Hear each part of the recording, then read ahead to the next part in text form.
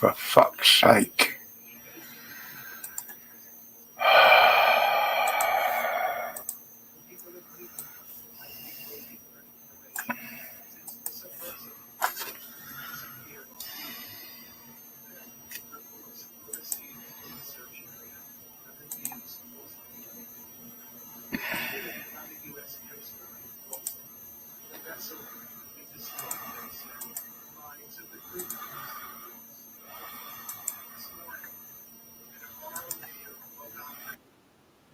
And there we are, eventually.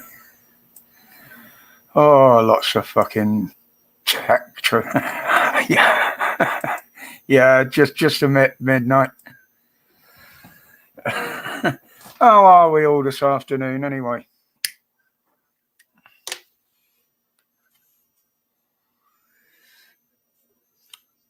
Who we got in? Tiffany, she's gone to the shops. Lost Stoles, Stitch, Nikki. Oh, YouTube are playing about today, aren't they? Fucking hell. Right, can everybody hear me and see me? Stuart, good afternoon, mate. No, actually, it is just tobacco. It's even got a filter in the end of it. Biddy, good afternoon, mate. Danny.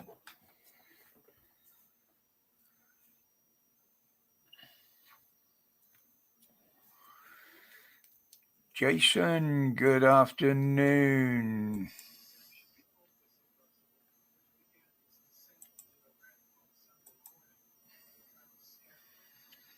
You will notice, Danny, I've actually given you a spanner if you want to make a comment just to activate it.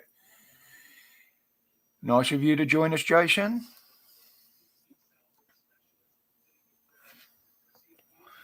Well, there seems to be a lot of shit going on this week around the world, but we probably won't talk about a lot of that. 13 in. Come on, people, make yourself known in the chat. Well, unless you're the trolls, I suppose, then you won't.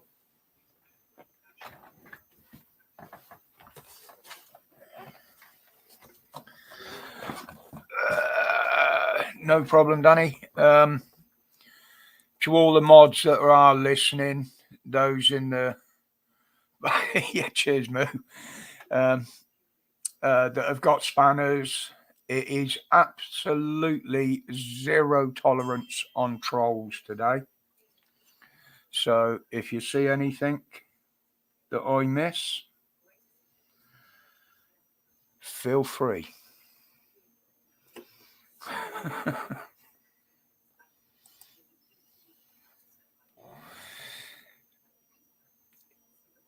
England for the English, good afternoon. That's right, Tiff, take your time, sweetheart. Heather's out at the moment anyway. Sausage trolls, yeah. Only if they're not cooked properly and brown on the outside, mate. Yeah, she's just nipped up the shop for 5-10 minutes. She will be back. Well, I hope she will, because I need some fag papers. So.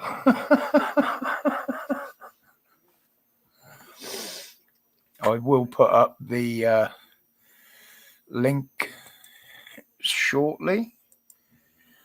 Obviously, I've only got room for 6 on the panel, including myself, but that does make the job easier, isn't it? So if anybody wants to pop up, they can once I put the link in.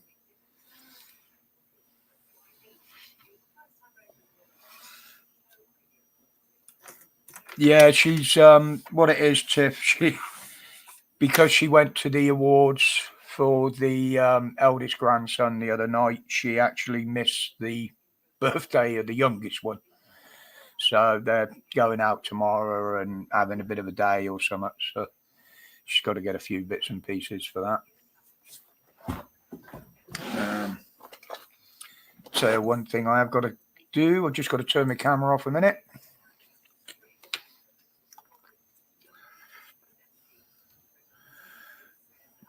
Because I'm sure you people don't want to see me sticking my false teeth in.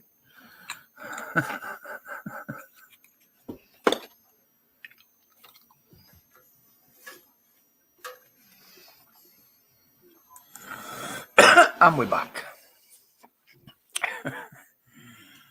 Right. What am I doing here? Oh, we've got 16 people in there. Hello. Oh, you fucking thing. Why does that not come up in blue? Oh, well.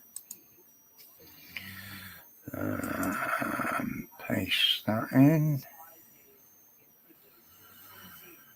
Why it's done it that way around, I don't know. But, hey. We'll pin that to the top. If anybody wants to jump up on the panel, can feel absolutely free. Right, well, I'm going to start today when I found the 2 videos. They're in here somewhere. Now, I've done a couple of short clips. Good afternoon, Obi. When we were up in Liverpool last weekend at the hotel. And for some of the things I said on there, believe it or not,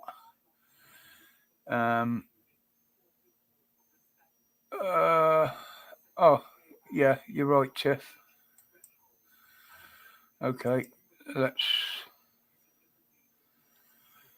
try this one. Boom, boom, boom, boom, boom. Copy.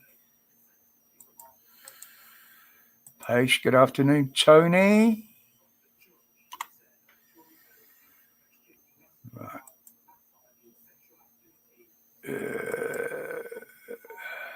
Right, that should be it, hopefully.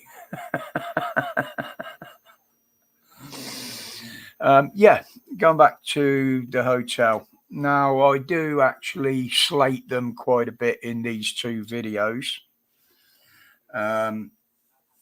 A lot of what I said there, I will retract.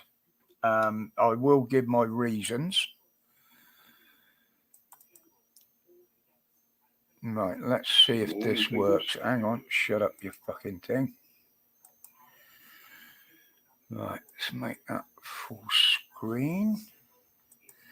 Now, I'm hoping this is going to work.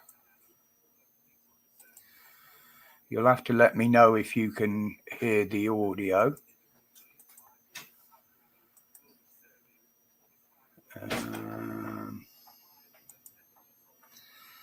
Right. Morning, peoples. Well, this is where we are today. Sefton in Liverpool.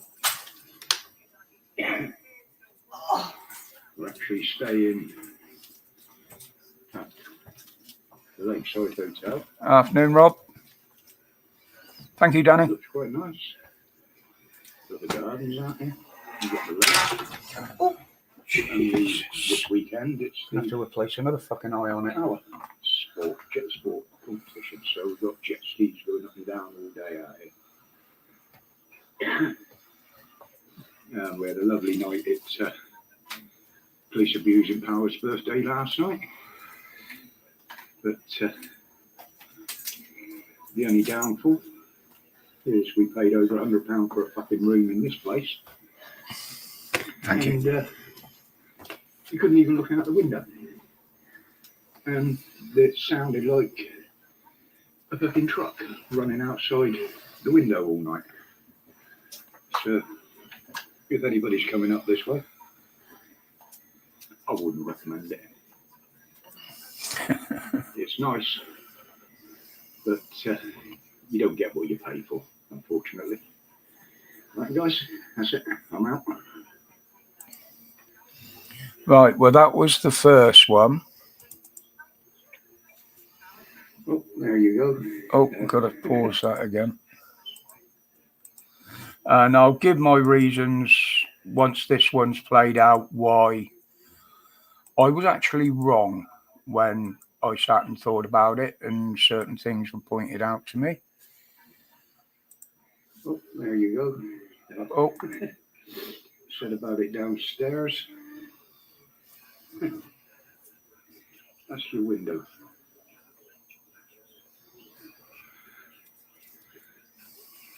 Can't see out. But if you did, that's what you'd see. Yeah. Air conditioning there right out the window, vibrating all night. Sounded like a fucking truck parked out there. I mean, the room itself is quite spacious. Got a nice bathroom in there, nice big bathroom. But basically, 120 quid a night? No, won't be coming back. Well, yeah, that was where we stayed Saturday night. Now, yes, I did slate them quite a bit in there, most of which I will retract. One point was it was the only room we could find in the local area at late notice. And that was a family room. Obviously, because it was the last room, it was probably the worst one. And that's why it was what it was outside the window. We probably picked the wrong weekend as well. As I stated on there, there was the Jet Watercraft Festival Championships, whatever they were. So in the fields opposite, there were people camping, people staying at the hotels with their jet skis. And yeah, it was absolutely rammed. So, yeah, really, I shouldn't have slated them like that. But for my mind, for what we got there, basically all we wanted was a bed for the night. We didn't want the breakfast or anything like that, which was extra, by the way. And that was 118 quid for the fucking night, which I thought, well, if you've got a chat family of 4, yeah, it probably works out as a cheap night. But we certainly won't be doing it there again, put it that way. And when we got back, yeah, we had a lovely time up there. It was great to see everybody again. And then yesterday got a speeding ticket for on the motorway when we were going up there. 63 mile an hour in a 50 limit. So it was quite an expensive weekend. But Dan's worth it. But yeah, as Heather just said, Pap is worth it every time. I'm meeting everybody else. And I got to say, the hotel was quite well fitted and out. No, the English, any breakfast was extra, Jason. Unfortunately, you had to pay for that separate. Yeah, it is what it is. And it was, for the few hours kip we did get, it was a damn sight more comfortable than kipping in the back of the car. But yeah. So anyway, how are we all out there? I've been doing all the talking. Let's see what some of you got to say. Rob W, welcome. I was just going to say welcome, Mrs. W, but she sat behind me. Hello, Roger. Hello. If anybody was wondering about the thumbnail, it isn't there to resemble anybody. It's simply a picture from Star Wars promotion. Camel. But yeah, I think everybody enjoyed themselves up there Saturday night that turned up. We met Moo Moo there for the first time in the chat. He turned up. Nice guy. Yeah, I got the AC/DC on today, Tiff. If you go to the bottom, it is from the Black Ice album.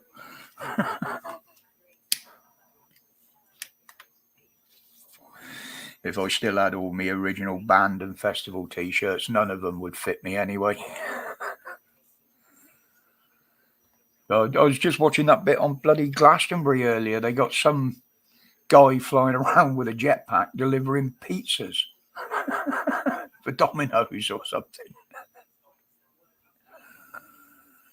Yes, Tony. I did mention this on Kat's stream last night, Miss Kat's.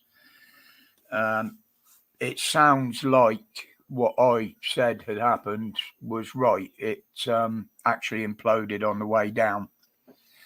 I don't know why, but the fact that they lost instant communication, no emergency signals were sent out, and an implosion at half the depth that they were trying to get to,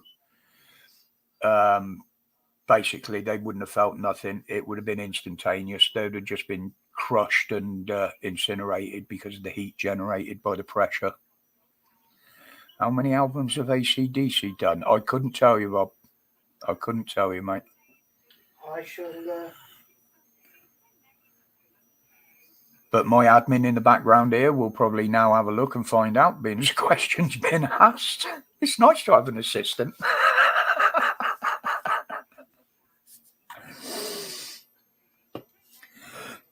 I remember watching them, Rob, back in, was it the 70s or the 80s, I think it was there, when they headlined it, what was Donington, when it was a proper rock festival.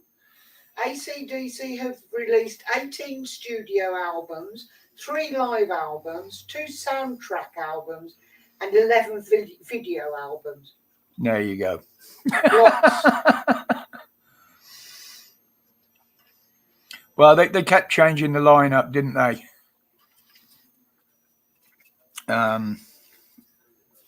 First, what's his name? Young, not Angus, his brother. He was the first one gone.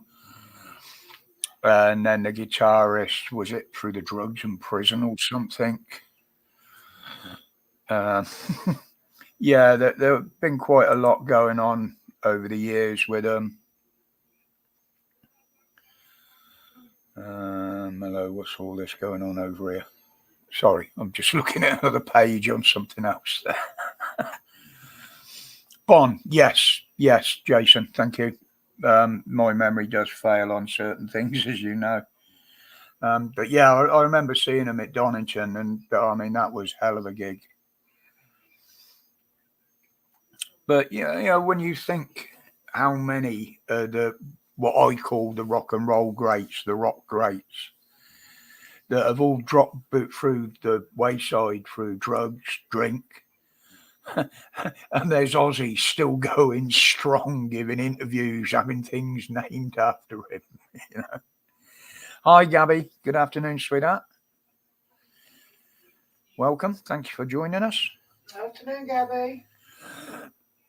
We have the usual suspects in here by the look of it. 1 or 2 going up and down, probably realising that we're not talking about trolls. So, hello to everybody else as well. I don't know whether you all heard that. Mrs. W said good afternoon to everybody that she hadn't mentioned.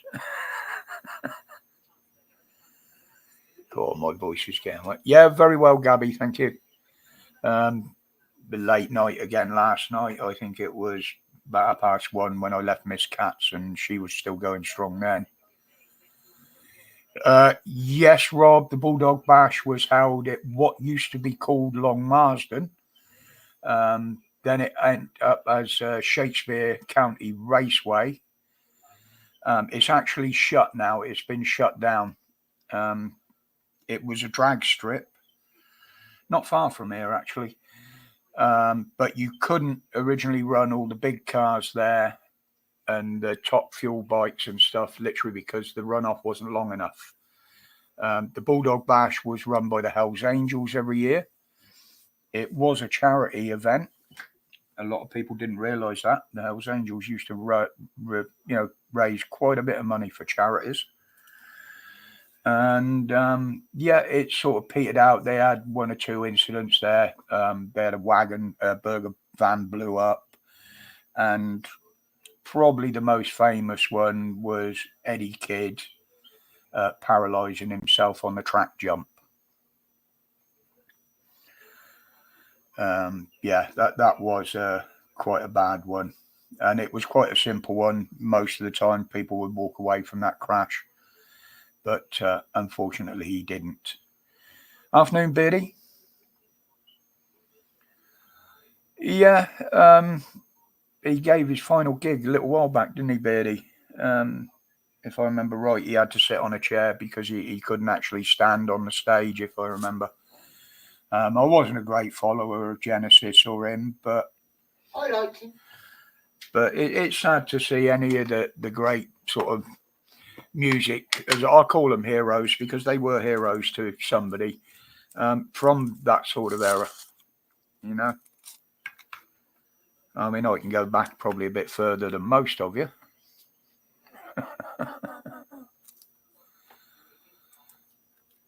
But yeah. I'm just looking at some of it.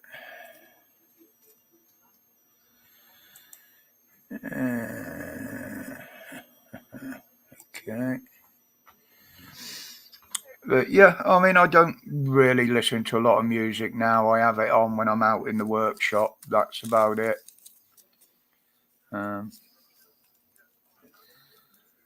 Yeah, it was a different world back then, Beardy. Believe me. But you'd have far Absolutely. more aches and pains now. Yeah. It was a different world back then. I mean, it's funny enough, we were again talking about on Miss Katz. I was talking to somebody on there, and we got round to Woodstock, the festival. And not many people realised that we had one similar to that, although a lot smaller, in this country. With people wandering around naked and the hippies and smoking the weed everywhere. And that was it, Watchfield. Again, back in the 70s. You're a bit far behind me, Gab. Para, afternoon, Murph.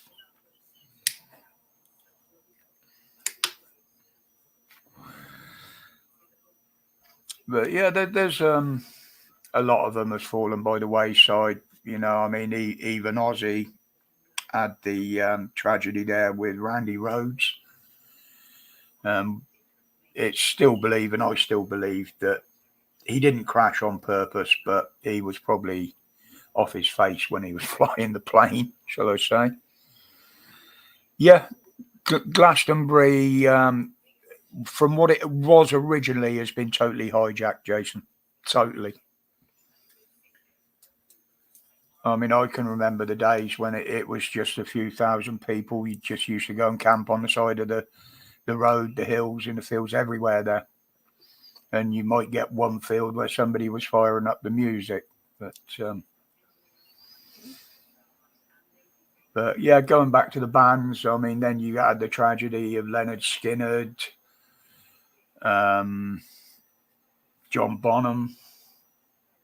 You know, it's endless. It's endless, the people that have been lost. All right, Ollie, no worries, sweetheart. No worries. Yeah, Nikki, it was. And I'll be honest, I mean, I've lived in the past for years. As you all know, it's only the past few years that I've learned to use a computer. And it's been, how can I put it? It's been very hard to catch up with stuff that I've never used through my life. Put it that way. Five finger shuffle. I haven't heard of a ranked officer, Stuart. There was, I think it was a PCO that Pat reported on that got actually filmed doing it. Afternoon, Steve. Welcome, mate. And but yeah, there does seem to be an awful lot of these type of people in all the police forces. I mean, everybody picks on the Met, especially mainstream media, but it's in all police forces. You know, they might be highlighting the Met because they're the biggest and they're the ones that are prevalent because they're always in the news at the moment. But you know, when you look through the reports from Dan, that they're all over, every single force in the country. And what are the good ones doing? Are these the ones that are reporting this sort of stuff but staying in the background? Because with well, God, what's his bloody name? Rowdy Rowley. That's it. I call him Rowdy Rowley. I mean, he said he was going to get rid of a load. Well, we're seeing the odd one or two being dismissed, but these are more or less for recent misconduct hearings and stuff. But they seem to think that people will forget about it once it's not being mentioned in mainstream media. They're not transparent in any way, shape, or form. I mean, I found some figures out the other day. It was something that Dan mentioned that I thought I'd better go and have a look. Now, this is about the police and the numbers that have actually been put on the college police in barred list. Now, when it was conceived back in 2017, that was December 2017 up until the end of March 2021, there was 812 officers that were added to the list. Now, the latest figures I can find are from 2020-21. Now, from the 1st of April 2020 up till the 31st of March 2021, so basically a year with an added month, there was 557 officers put on that barred list. Out of those, 100 were put on their post-resignation, so they were given the chance to resign. 100, on post-resignation. 18 were put on there after they had retired, after they'd retired, and 29 were added from the special constabulary, and 167 were added from regular police staff. Now, this could be anything from a PCSO to an office waller. So in 1 year, according to their figures, that was 758 added to the barred policing list from the College of Policing. Now, if you take that from their original figure of 812, for the years between 2017 and 2020, there was only 54. Now, that's using their figures from the College of Policing website. 54 in, 3-4 years? And all of a sudden, that jumps up to over 700? Something not right there, methinks. Yes, they are, Stuart. And everybody says there are good ones out there. Yes, I believe there are still some good ones out there. But because of the fact that they don't report the bad ones and bring it up, I tar them with the same brush, unfortunately. Yes, there has been a big shift, Beardy. Plus, you've got to remember now as well, within that time frame was when auditing became popular, when they started copying the guys from America. So, it's because more of it's being brought up, and I think more and more people are absolutely willing to report a bad copper. You know, varying offences in there as well. I didn't list any of the offences that they'd done. I just gave a ballpark figure, basically. But, yeah, that was quite shocking. And it'd be interesting to see how those figures match up with this year's when they've come out, if they come out, simply to prove what Mark Rowley hasn't done, basically. Good afternoon, Matt. Welcome, mate. Is there anybody else that's sneaked in there while I've been talking? Stitch is back. Who? Stitch, yeah, I see Stitch come back. Yeah. But yeah, that is some quite shocking numbers, to be honest. Even if you spread that lot out over the 5-6 years, you know, a few of you, that is still big numbers. And this is what we've always said. You know, Dan does a bloody good job. He catches as many as he can to report on. But as he admits himself, he's only scratching the surface of it. You know, there's a hell of a lot further up the line where they're being protected, they're being hidden. Obviously, now they've started the thing again where if some of them are sexual offences, then they're keeping the coppers anonymous. Hi, Murph. I knew it was you. You got beer in your hand. I've got beer in my hand. That's my signal. That's my signal that I'm the real Murph. How are you, buddy? Yeah, not too bad, mate. Not too bad. Just a little bit tired, that's all. Yeah, bloody hot here, I can tell you. 42 degrees today. It's not too bad. I mean, I'm in the coolest corner of the house and it's 25.6 at the moment. Oh, it's just gone up 25.7. Yeah, I think you're in for a 33-degree C weekend, aren't you? Well, so they reckon, but to me, that's just the regular summer weather. It's just I know. Yeah. Oh, don't worry. There'll be a warning notice going out. Oh yeah, there already has. Yeah. I wasn't talking on the police thing because that's Pat's territory, and I thought, oh, yeah.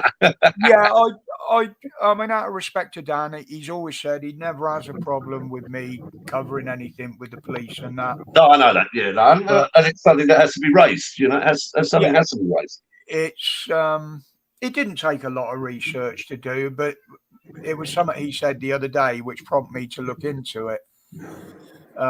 But I've always said I don't do if it's a prevalent one like cousins and things like that. Yeah, I will talk about it and report on it.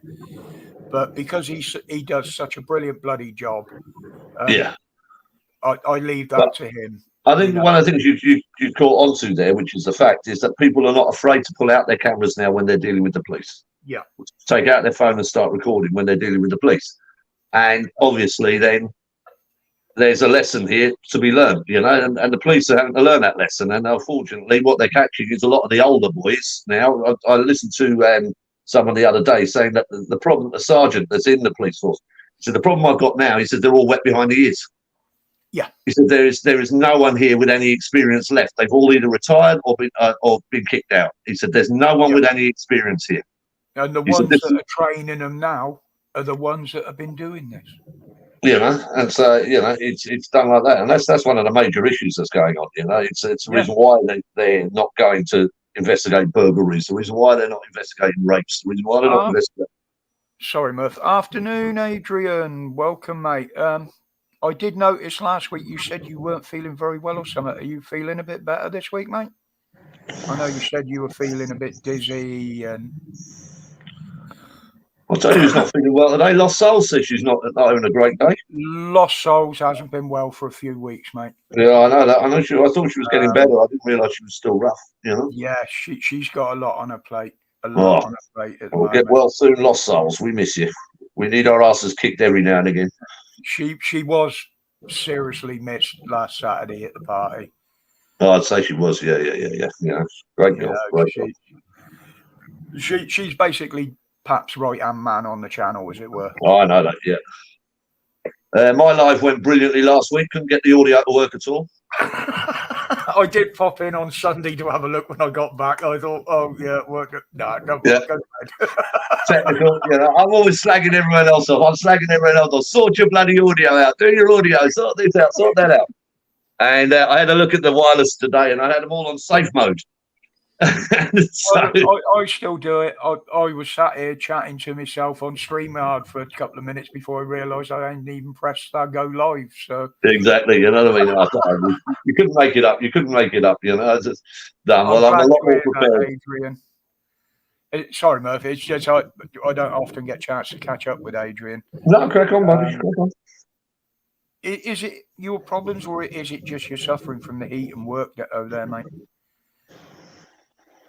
Because a lot of my mates have been in touch. Literally, a couple of them just said they didn't bother working in that heat because they couldn't physically do it. And I know, being a farmer yourself, and I come from a farming background, that you ain't got much choice in that business. You know, the animals are outside. You've got to go out there to them. Don't matter what the weather is. And this is the thing people that the wokies don't understand with farmers: the amount of hours and the work they put in just to produce a meal for somebody. Well, I grew up on a farm in Ireland. The day started at 5 a.m. and it finishes at 10 p.m. You know. Well, I was right out in the wilds of Berkshire. See, I was only just 8 miles from Whitehorse Hill. Yeah, we didn't have a big farm, 144 acres. 400 head of cattle, and the rest was arable. So we had hay and wheat and barley, but we didn't have a farm. But when we had the family landscaping company, there was a big estate. One bloke, he owns most of the village and 2 or 3 of the bigger farms.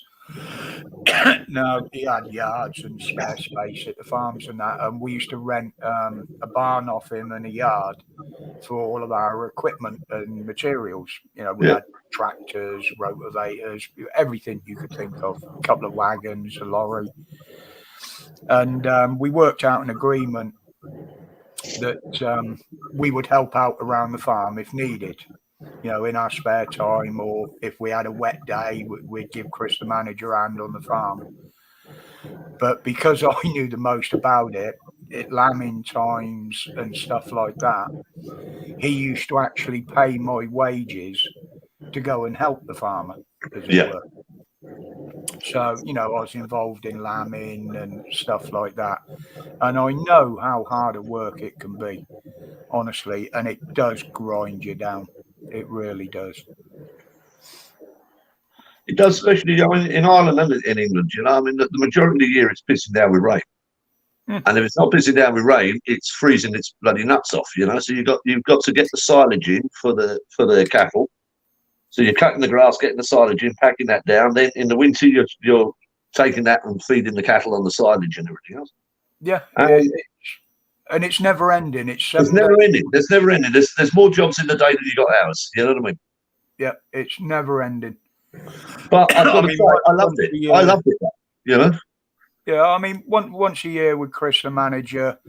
I mean, because we had people working for us, so me and my dad used to sort of take over the farm for a week, as it were, just the basic daily tasks, nothing special. Just so him and his missus could get away together for a week. Yeah. He was always grateful of that. But big up the farmers, Gabby. I mean, if it weren't for them and the truckers, we would all starve, believe me. It's what breaks my heart now with the likes of Bill Gates and everything, just buying up farms, and the government is now offering farmers a retirement. Yeah, we'll pay you to retire, and they're paying these farmers to retire. I know of one guy who sold off 400 head of cattle this week, and he said that's it. He said they paid me, they give me a lot of money to not look after cattle anymore. That's the way it's going. They've already done it in Belgium, haven't they? Yeah, and it's the thing is, once that skill is lost, you won't get it back. Exactly. Your average immigrant who's grown up in a bloody desert doesn't exactly know how to grow a field full of potatoes or barley. No. And it's going to make it worse from now. I mean, a lot of farms do run on credit. And now with the interest rates going up again, that's going to force even more to shut down. Well, it's designed to force their hands, isn't it? It's designed to force their hands. That's the whole agenda. Exactly. If they're not going to do it voluntarily, force them. Same as putting up the cost of running a vehicle. They know there'll be hell up if they just out and out ban it. So what they're trying to do is underhandedly force people off the road. And that's what they're doing with the farmers. They're offering these little incentives. I mean, the ones that had their farms taken off them under compulsory purchase orders for HS2. Yeah. Now that's not coming through their land. What's They're going not getting the land back. Exactly. Not getting the land back. Exactly. They might even offer it to them, probably at a higher price. But no, this government, I mean, I would go as far to say, in my opinion, they're treasonous. That's my opinion, YouTube. Go fuck yourselves. They're treasonous. I agree with you. I agree with you. And if you take the definition of treason, it's anything you do to hurt the population, the indigenous population of your country, by any action, by any deemed action that you make, any kind of thought or anything that you can do is classed as treason. Yep. You can look up the Treason Act. It's anything you do to harm the indigenous population of that country. Yeah. And just like to say, because I know he's driving, so he can't see the chat, but he does listen in. Good afternoon, Andy. Afternoon, Andy. Red Volvo in the chat there. He's on the road most of the time, but he does watch and listen. But obviously, I mean, you had Sadiq Khan yesterday turning around and celebrating Refugee Week. Yeah. And saying that the refugees built London. Yeah. And well, I mean, I think Christopher Wren might have something to say about that. But he doesn't want a barge full of them moored on his territory, though, does he? No, can't have that. Can't have that. Oh, no. I mean, to be honest, with the corruption surrounding him, it's quite obvious, and most of it is public. I honestly don't know why the government don't do something about him. They can't do anything about it. He's been elected because the majority of London now are foreign nationals that have the right to vote. Well, a lot of them have turned against him now as well. We will see. They've realised that the only way that he's going to get back in on a vote is if he fiddles it. Yeah, but then he'll go and work for Facebook or YouTube or something like that. You know what I mean? But at the time he got voted in, what were the other options? That silly idiot Brian Rose. Yeah, that's true. Yeah. I'll rest my case. Yeah.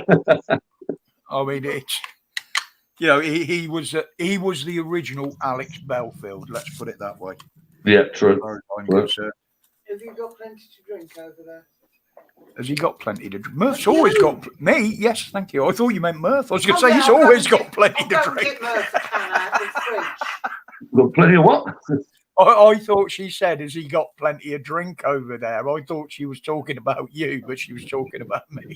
Oh, right, yeah. No, don't worry. I'm DIY. I look after myself. Yeah, I was offering to get one for him, not you. Sorry, Murph, I can't get it to you. No, I got half tin there, sweetheart. And it's not alcohol, people, by the way. You know me, I don't drink. No, just caffeine. I have other vices, but alcohol isn't one of them. No, but I am. Yeah, you are. Well done, Mr. Coverdale. Well done. But that's a different voice, you know. Yes, Nikki. Unfortunately, we all see it out here, but unless you live in London, there's nothing you can do about it. But well, I say killing the city. He has killed it. He's killed it. Knife crime is up. Crime as a general is up. People don't feel safe in the city. I had a Facebook conversation with a lady the other day, and this is on fun. It was a fun Facebook site, and she was telling me that she was born and bred in North London. A lot of the family came from Essex as well. They were all London, proud to be London. And they said, I said, where are you living now? They said, oh, we're living up in Yorkshire. I said, why? They said, London's gone. Yeah. It's gone. And a lot of the money that they get in is from people that live outside the city, traveling in there to work for the wages. Yeah, yeah. You know, I mean, I know people down here that travel up to there every bloody day. I wouldn't. Not a chance. Well, you had the beautiful lady from Dun& Bradstreet today turning around and saying that higher interest rates are good for the economy because people will be scared to ask for rises in salary.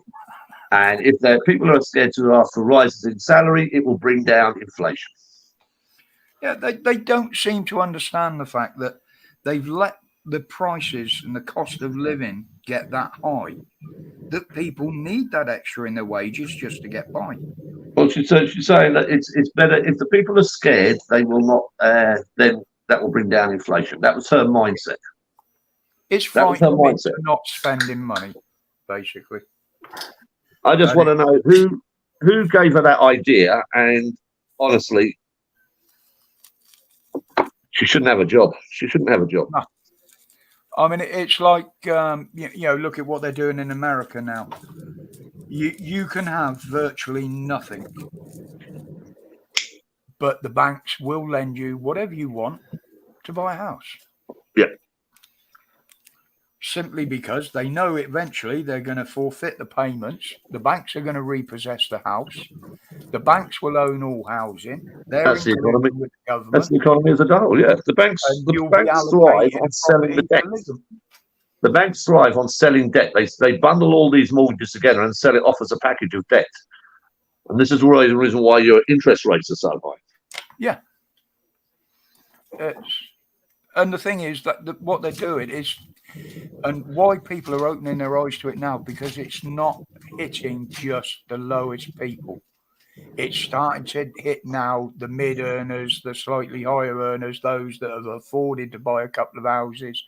They're the ones that are getting hit now. Yeah. But once they start kicking up, us that have got nothing, they won't listen to us. They don't entertain us. But they will listen to those that provide the money.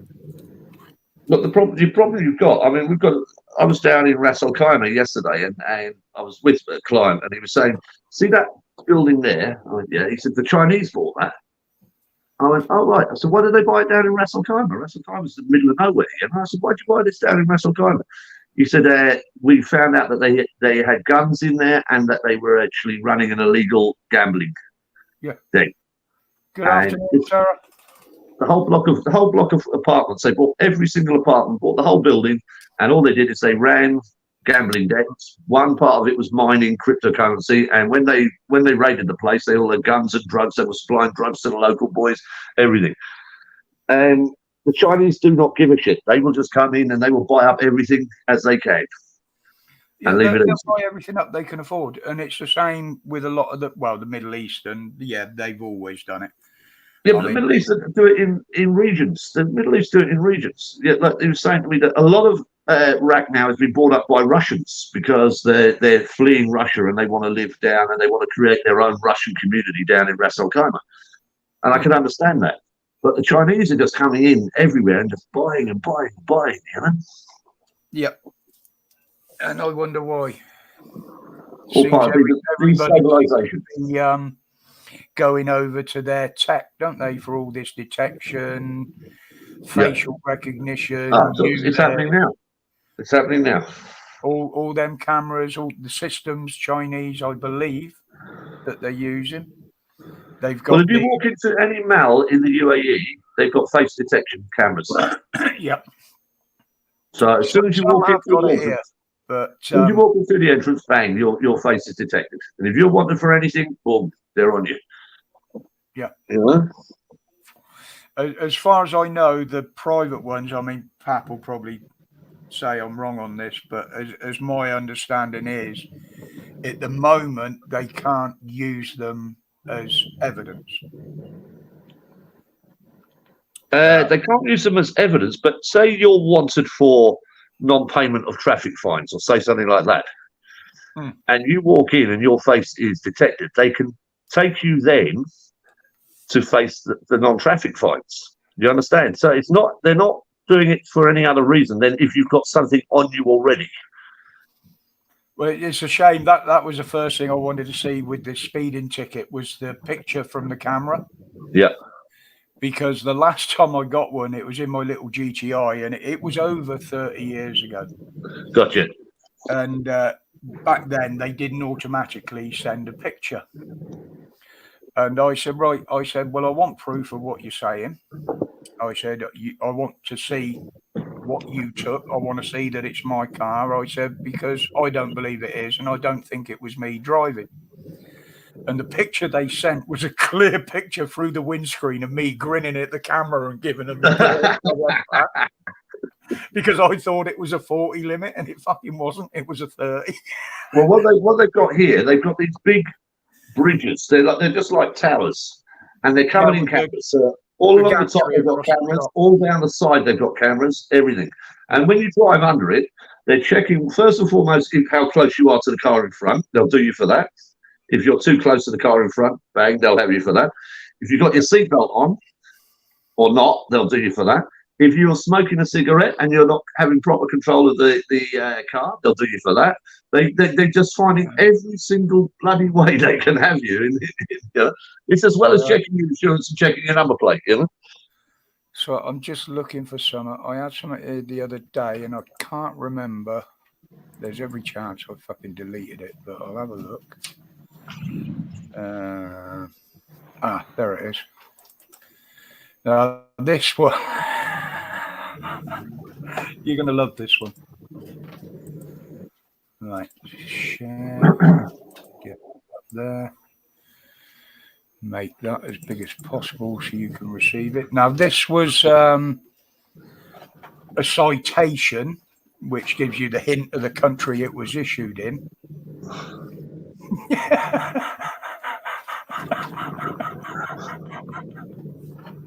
Oh, yeah, I'm blind. Read it out. Receiving head while driving.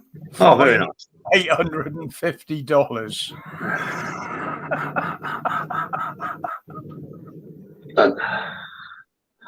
I never knew that was seen that one before. I never knew that was a crime. Well, I didn't. Apparently, in America, it looks like it is. Yeah.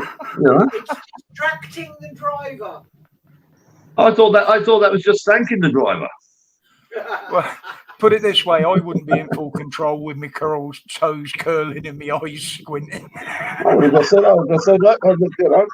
said she was giving praise. She was giving praise. There you go. None of the sort. Prove it. Yeah, exactly, sir. It was an expensive one. It had been a lot cheaper just to nip round the corner in an alleyway to get one, wasn't it? then they've got another 5 laws they can do you on that one, you know?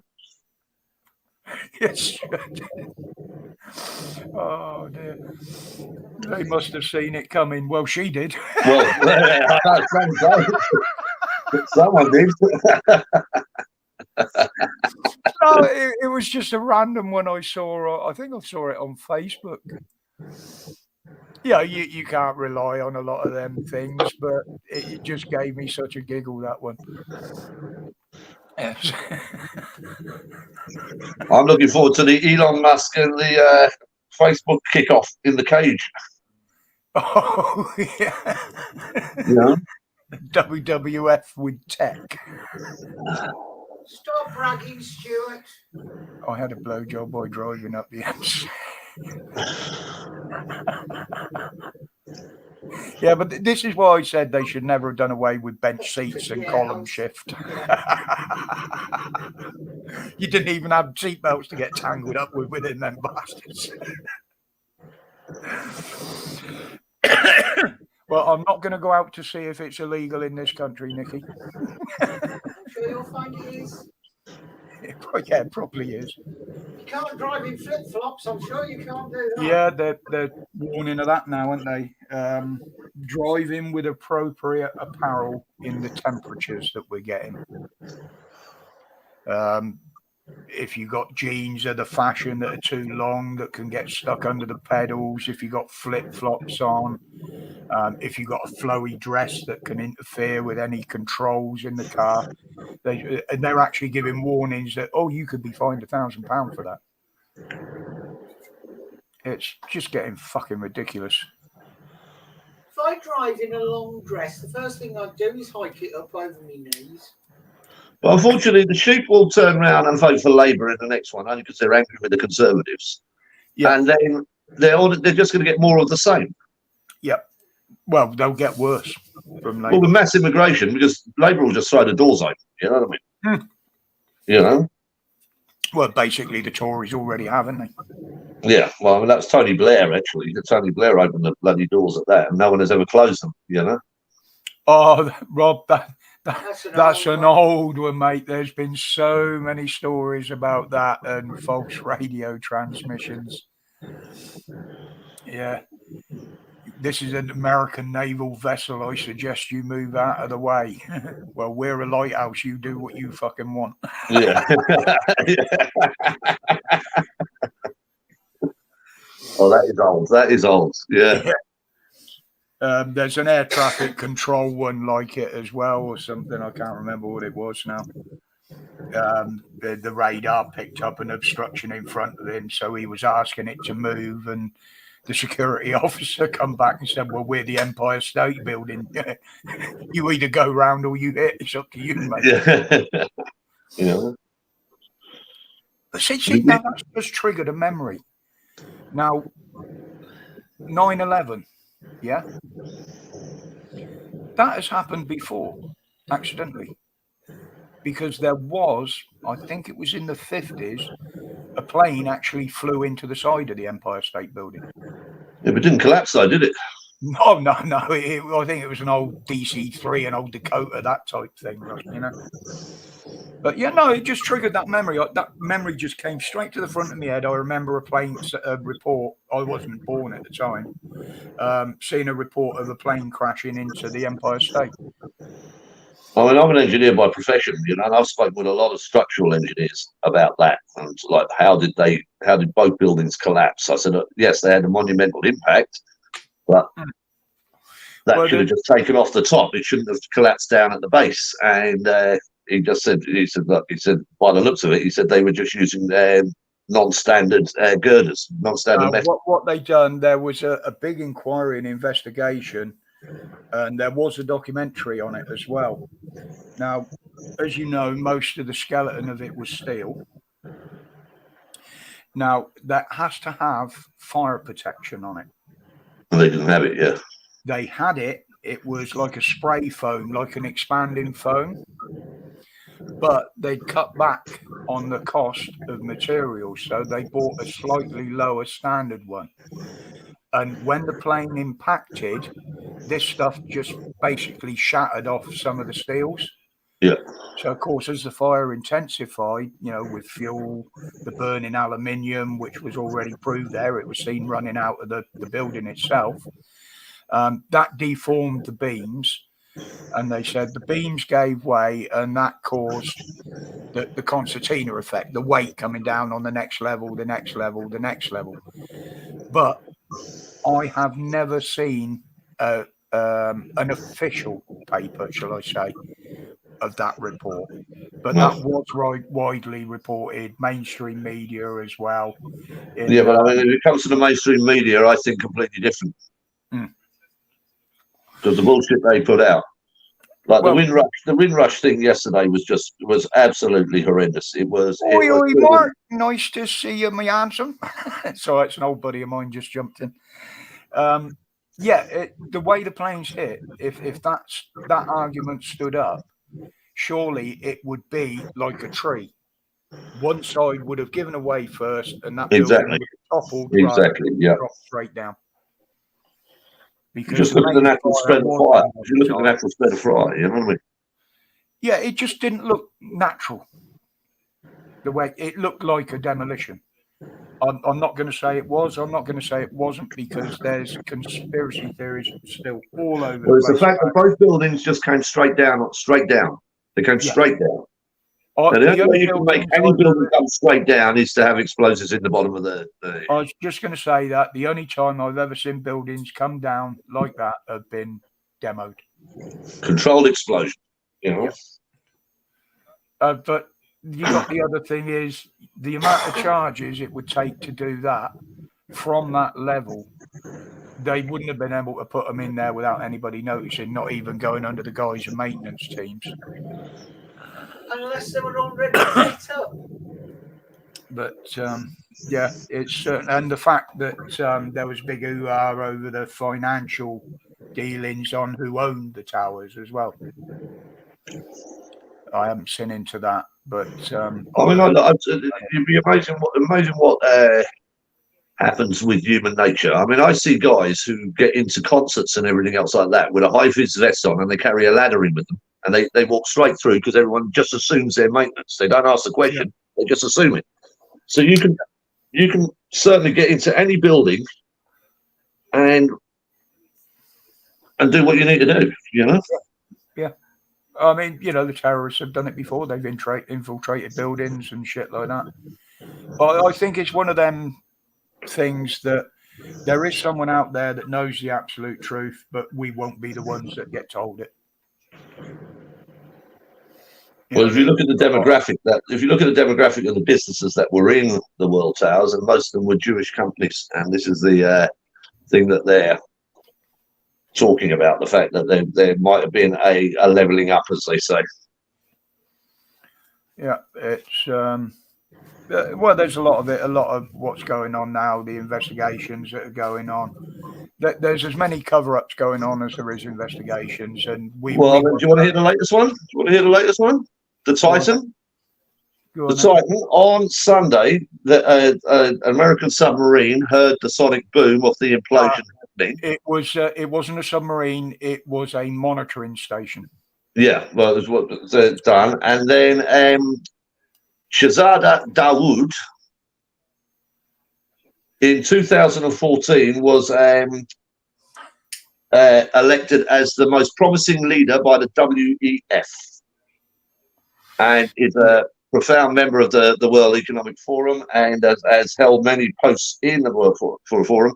They are the third largest Pakistani family in Pakistan, but also he's a trained lawyer in the UK and held UK citizenship. Yeah. I'm just thinking back of a comment I made last night on a stream. So, somebody asked the question, how can a submarine that small just disappear like that? Oh, it's Megalodon. It's implosion. It's implosion. I implosion. don't know where it came from, but Megalodon. Cameron, the one who did the Titanic, the movie, he's actually come out and said, gave a very clear picture of what happened, and he said that the structure itself was just not suitable for deep sea. Oh, the guys that helped build it have been whistleblowing, saying that it should never have been used. The bloody thing was a death trap. Yeah. Might have had a crack in it. And there was somebody that said there was somebody on the surface in a speedboat that had hacked their Game Boy controller.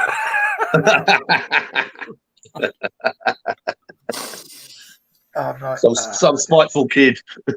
On Facebook at the moment, it's full of it. The jokes about it. I mean, it's sad, but I mean, no. Just as a general common sense question. Yeah, I've got this fiberglass tube, right, resin tube, that I run with a Game Boy controller, and I'm going to take you 13,000 foot under the sea. Anyone signing up? Do you want to come and join me? No. There's pushing boundaries and there's pushing boundaries. The fact that it hadn't been certified for the depths they expected. There's something like 13 different certification. 13 different certifications you need for a submarine, and they didn't have one of them. Yep. And plus, he didn't want any white 50-year-old mariners either. I mean, everybody was saying, well, there was that one emergency call and then it all went dead.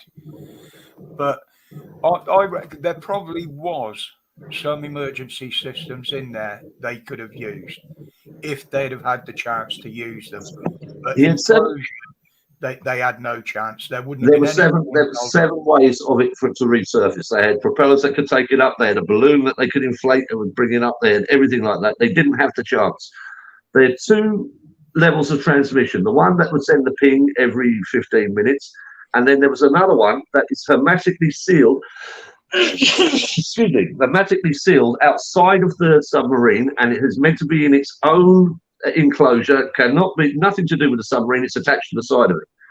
That is designed to keep sending a signal if there's something wrong with the submarine. It can That be also, released and put higher up in the levels as well. but that also disappeared instantly. So it shows that there's an implosion that happens, you know. But again, it was obvious that they'd no contact with them after that. So it was obvious there was either a big boom, they'd lost all power of some description, which meant they were screwed anyway. They wouldn't have stood a chance. They wouldn't have had a chance to get any emergency. None of the automatic stuff would have all, worked. But they found the rear tail section of it. Yeah, the real tail section, but that detached because that's where the oxygen bottles were and everything else. You know. And I said last night as well. Well, yeah, at the time, it was still a search and rescue, an SAR mission. But as I said, well, you got to think they're bringing them up from that depth.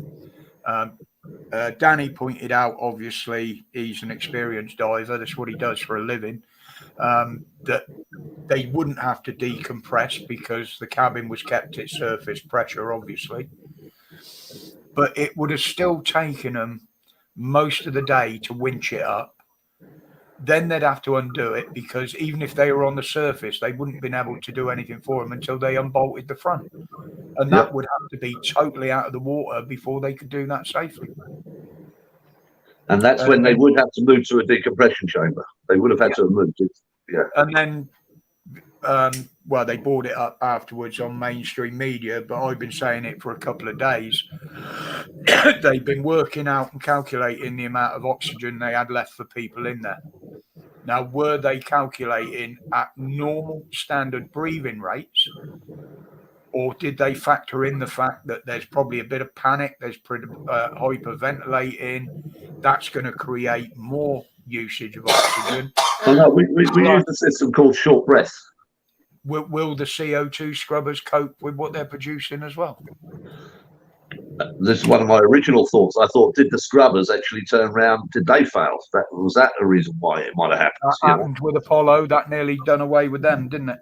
Yeah, exactly. Yeah, that's what brought the thought up. Well, it's not going to be a total loss system at that depth. So there's got to be some form of scrubbing and recycling system involved. But it was ventilating. It was ventilating. So I don't know if it had a scrubbing system. Yeah, and the other thing is you've got to think of the heating at that depth as well. Well, there wasn't much heat, I can tell you that. Not at that depth. Well, they got more heat than they can handle right at the end, but because that's what happens with an implosion. Basically, anything in there would get incinerated. Yeah. The amount of temperature that would produce. I mean, and now they're saying that they're going to carry on and look for the wreckage. Yeah. Well, if it's an implosion, there will be no wreckage. What they found is what they found, you know? Yeah, there might be shards and that about, you don't know how the carbon broke up under the water. There certainly won't be any bodies. But, again, we ain't going to know. I'd like to see the bill for this. Cool. Well, just the bill for the SARS mission alone is going to run into millions and millions. Yeah. They were shipping plates from all over the world. But I actually heard one dopey woman say last night, "Oh, they're flying the equipment out, so why can't they get it to them quicker?" No, they got to fly it to the port. They got to get it off the plane, get it in a boat, then take it out to them. You can't land a bloody great transport plane in the middle of the fucking ocean. You know what I mean? I think she's talking about those cranes that they shipped out. Yeah, Yeah. And then once they arrived at the port, it was a 15-hour journey to the actual site. Yeah. Unfortunately, Sarah, most of the deep sea subs like that are autonomous from their mothership, but the ROVs are tethered. Yeah. At that depth, well, I wouldn't know, but I would imagine it's quite hard to. I mean, one of the things they're talking about, there's been more men on the moon than there have been down to that kind of depth. Yeah.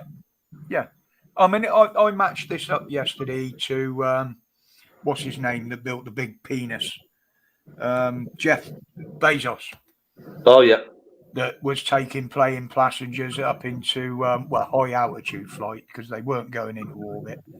Now we'd have been through the same scenario if something had gone wrong with one of them. Yep. I always said if we were designed to live up in the air, we'd be born with fucking wings, and if we were designed to live below the water, we'd have been born with fucking gills. Was it Bezos who died in the plane crash? No, he's the guy that owns Amazon. Yeah, who's the guy that died in the plane crash? Similar name. I'm just trying to think. He built a sub, and when he died in the plane crash, someone bought the sub, and Cameron messaged him and said, "Don't you ever take that sub below 500 feet." He says it's a death trap. I've seen some of the homemade ones.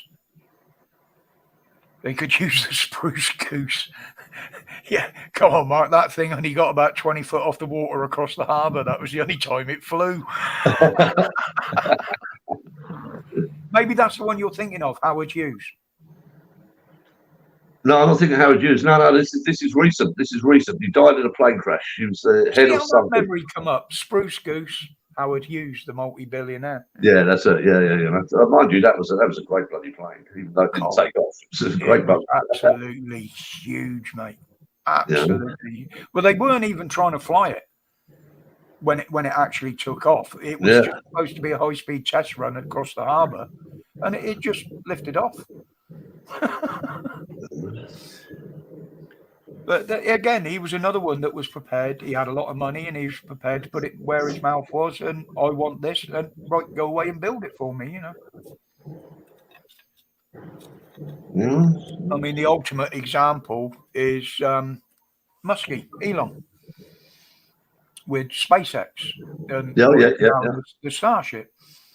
Right at the beginning, it's fly it, let it break, fly it, let it break, find what went wrong each time, try it again. And unfortunately, when you've got somebody on board, you don't want to be testing like that. Well, Virgin have just sold off their space program, haven't they? Yeah, it's more or less gone bust, mate. Yeah. The British version has the launching thing in Cornwall, where they tried to launch that one from a few weeks back, that they lost. But I mean, the nearest ones. Don't forget, you got India in the space race, China, North Korea seems to think they're trying, but they ain't getting anywhere. They're not doing too good at the moment. No. But, you know, I mean, the commercial one is in Kazakhstan, and that's been there for a long time. Been there donkey's years. The Russians were launching the Soyuz and all sorts from there, weren't they? That's it. You know. Afternoon, Kirsty. I think they send up the resupply from there, don't they, for the space station? Yeah, the supply ship and changing the crews over. You know, I saw a report the other day. It's quite funny. Since the space station was put up there, that was the last time the whole population have been on this Earth together, because it's been continuously manned since then.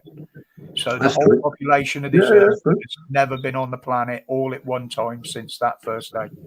I can understand why Kazakhstan. I used to work in Kazakhstan. Yeah,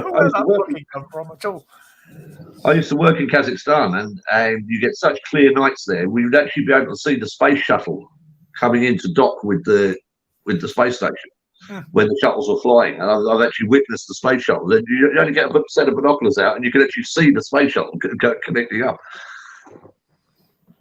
Mark, they did have one window, but it was only 8 inches across, right in the nose.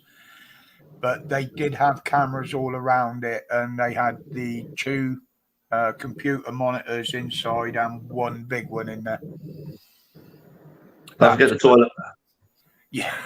So to my mind, to go down there and look through an 8-inch window, waste of time, because everything the cameras do, you can go and see the 3D scans that these, explorers have done in there before.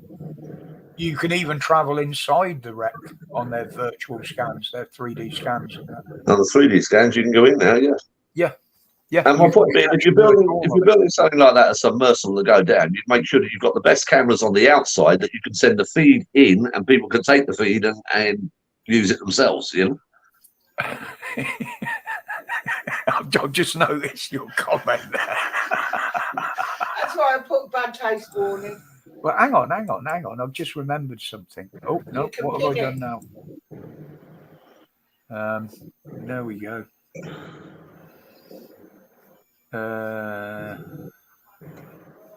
Stand still, you bloody thing. Then Murph can see it as well. I forgot I can do that.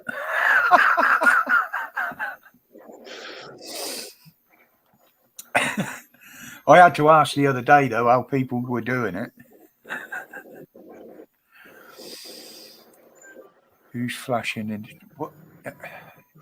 You've been dirty in the chat or something? No, people are coming back with other comments. Oh, I was going to say, it's a bit early in the day to start that malarkey. It's normally 10 o'clock on a Sunday night, isn't it? You get that all the time, don't you? What's that noise? Oh, it's just the plastic moving. It's the window creaking. It Always creaks like that. Yeah, it always does that. You'll be. Well, you know what I'm like for rattles and squeaks in the car. I hate it. God. Anything flapping. I'm surprised you were at 63. Yes, sure, it would be.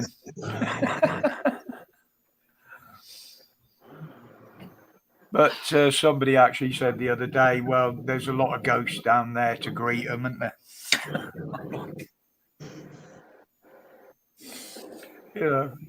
I knew it was. I knew people. I mean, I put laughing faces on some of the comments on it on Facebook, but I won't openly mock it, because at the end of the day, it don't matter who they are and how much money they got. It was a loss of 5 human beings that didn't need to happen. It's noise after a curry. Yeah, we won't go down there after having a curry, Mark.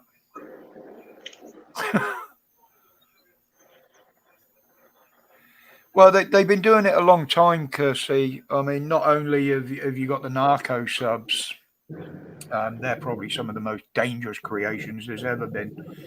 But there have been a few people that have built their own ones in the backyards and have launched them in rivers and lakes, and some of them do actually work. But at that depth, you haven't got that pressure where you can't get out, basically. I mean, if you come up, free dive up from a certain depth, then you have to actually breathe out and make sure you're emptying your lungs on the way out, because as the pressure releases, any air in your lungs is going to expand. So they tell you to breathe out as you're coming up. I mean, if Dan is still in here, he'd probably tell you more on that sort of thing in the training. He is a qualified diver. I was parachuting, and we were with the Marines, and we had to do the diving training on the Marines. That was a total of 2 weeks training, and then I was shot out of a fucking sub. Well, they got the deep sea training pool in down in Dorset, haven't they? Yeah. I mean, it's basically like the Bosiac. You go down. Bay comes to mind, but that's the bloody nudist beach. It's down near Poole somewhere, where they actually go downstairs into an airlock, and that's right. Yeah. That's where I did all of that. I did that training. Yeah. Because they do train the rig divers there as well, apparently. They do. If I think that the company will go bust if the CEO had not taken him to jail for what he did. If you're talking about the CEO of the submarine rob, he was one of the fuckers that was in it. Yeah. He can have his money. He don't care. But at least he had the balls to put his mouth where his money and his sub went. He was in the thing, you know. Yeah, the wife is the managing director, and he's the CEO, and he's the one that was controlling it. You say that, Kirsty, I'll stick to flying. You do realise that every landing is actually called a controlled crash. Would you stop terrorising people? Would you stop terrorising people, for God's sake? You ask any RAF pilot, any good landing is a good controlled crash. The air traffic controller sketch said exactly the same. Yep. They have a diving place in Devon. Yes, they do, Sarah. Oh, God. Yeah, use Bovisand. Yeah, that's the RAF base, isn't it? Down that way, Bovisand. Good afternoon, Simon. Catch you in a bit. Welcome, mate. No, he's going. Who? Simon. Oh, okay. He'll be back later. I get confused with all this fucking... You mean you can't read? Yeah. No, I can. Sort of. But I've been moving all my stuff around in here again because Dan had a pair of surplus monitors. All right. And so I've got the single stand at the back with the two arms on. Oh, I've got you. Yeah. More importantly, I've got two monitors that are the same size, same fucking shape, rather than a wide screen in front of me and a normal square one that side where yeah. different. And I've set them up now as a match pair, and it's so easy to work with them. Appreciate that, Dan. Is he coming on today? He was a bit busy and he was a bit tired earlier. He's got a lot of things going on. All right. Someone reported his channel, and last Sunday's live has been taken down. Are you serious? Yeah. Don't quite know what it was over, but I dare say Dan will bring us up to speed on that Sunday night. Oh, for crying out loud. There's several people that could have done it, because all it would need is a report to YouTube, and there's several. And did they cut live stream, or did they wait until he finished? No, it's been up all week, and then it was taken down yesterday, I think, or last. Oh, right, okay. So someone had got a beef over a disagreement we had the other night, and reported it, and YouTube had just jumped straight on the bastard. He can appeal it, and he will appeal it, but obviously it takes a lot of time. Oh no, yeah, it's just a pain in the ass, it's a pain in the ass. I mean, you've got people out there now that are professionally trying to scratch channels. You know what I mean? There was a bit of a set to last night and a couple of weeks ago on another channel, but there was another one last night. I won't say where or with who, but we consider it stemmed from that. Right. Okay. That's why it happened a week later. Yeah. Bye, Stitch. Stitch, how are you, mate? Hello. You all right, how you doing? I'm okay. How are you? I'm good. Yourself? Yes, it is, Stuart. And not the lower ranking ones. We don't believe either. Come on then, Stitch. What's your last conversation? Pardon? What do you want to talk about, Stitch? Don't get me started. What was your last conversation? What do you think went on? Sorry, I was trying to set out my earphones and I didn't. My earphones are were different about. I'm sorry. That's all right. No problem. I don't think they're working again. Oh bloody hell! What have I done? Oh bloody hell! Am I echoing? No, you're all right. You're okay. Oh, these bloody things. These I got my son a new phone, and he got buds with it, and I nicked the buds, and I'll tell they're you what, not. you're I don't know better what off they're doing. getting None a of them. wired one, Stitch, if you're using a phone. That way you've always got the decent connection. And they don't go Yeah. flat. And they don't run down. I'm just going to turn my mic off, and then I'm going to turn the thing off and try again. If not, I might have to come down because I don't know what the bloody hell I'm doing. All right. All right, then, sweetheart. No worries. Saul's in the chat anyway, so afternoon, Saul.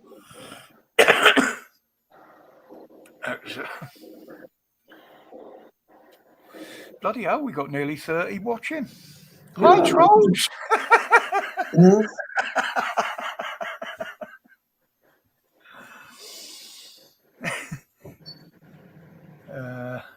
No, you're fine. Yeah, I was going to say her mic sounded fine. It might be just that she couldn't hear.